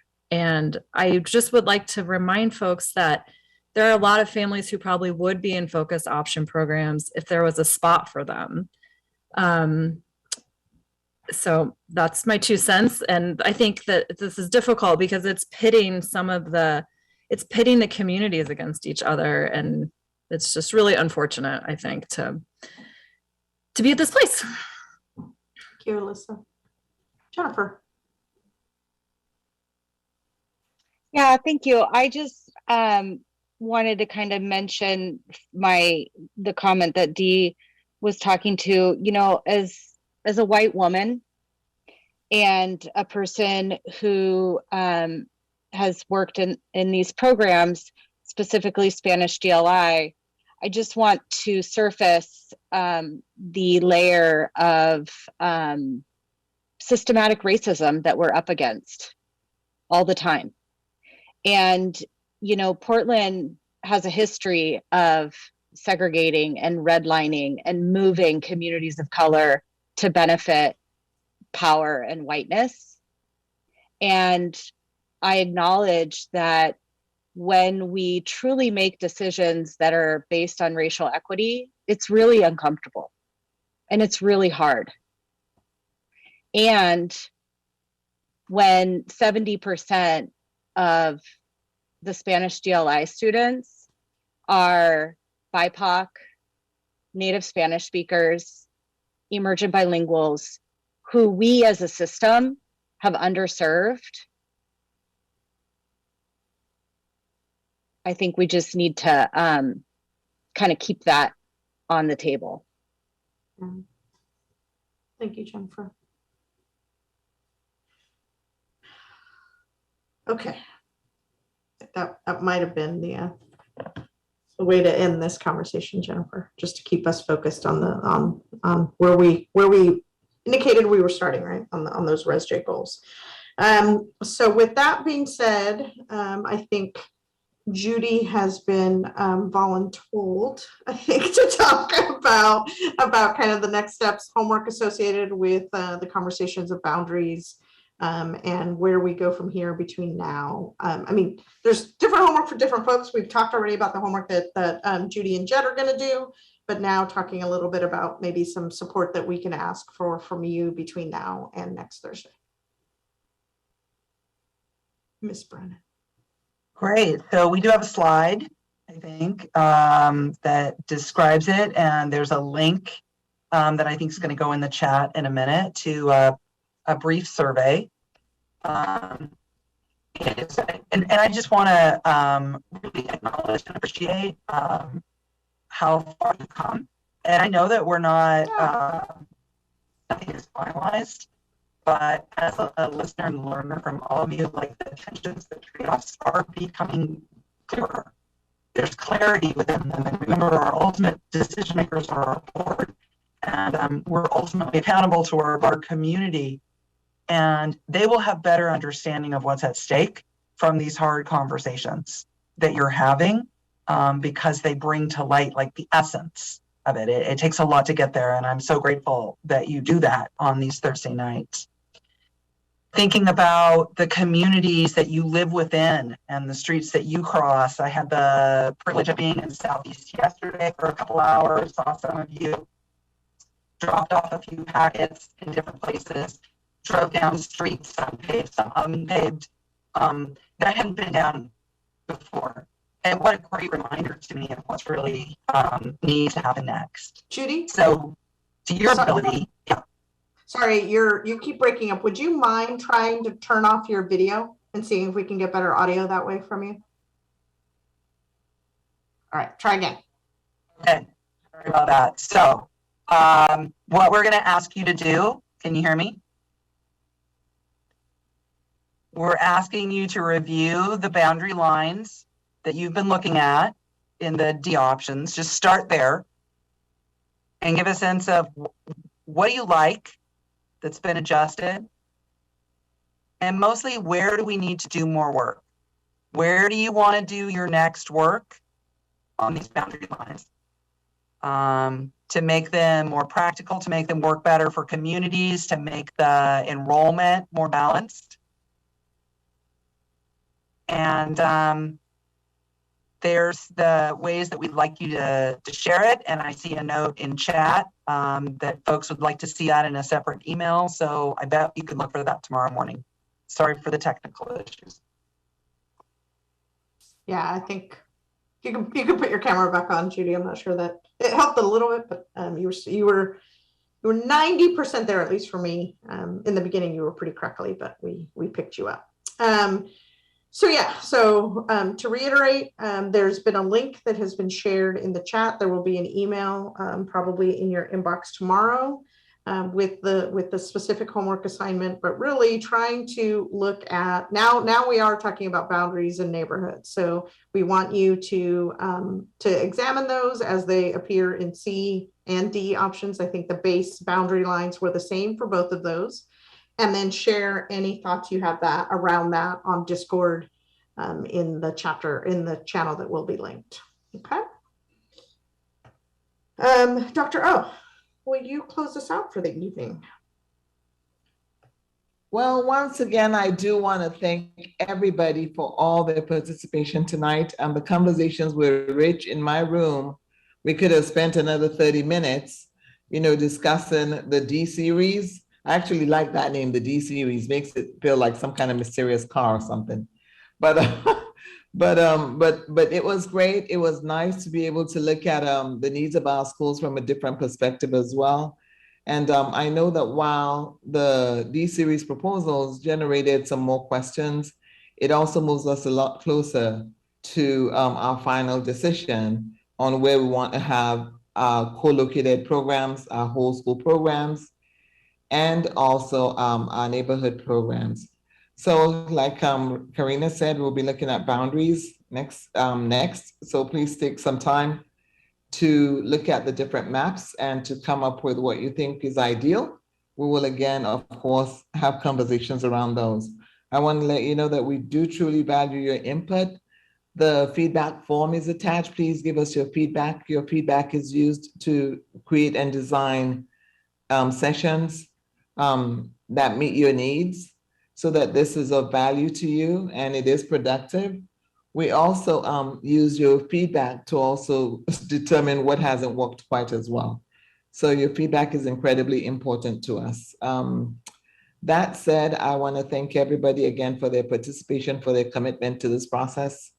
We're closer than we were last week, and we will just continue to inch forward.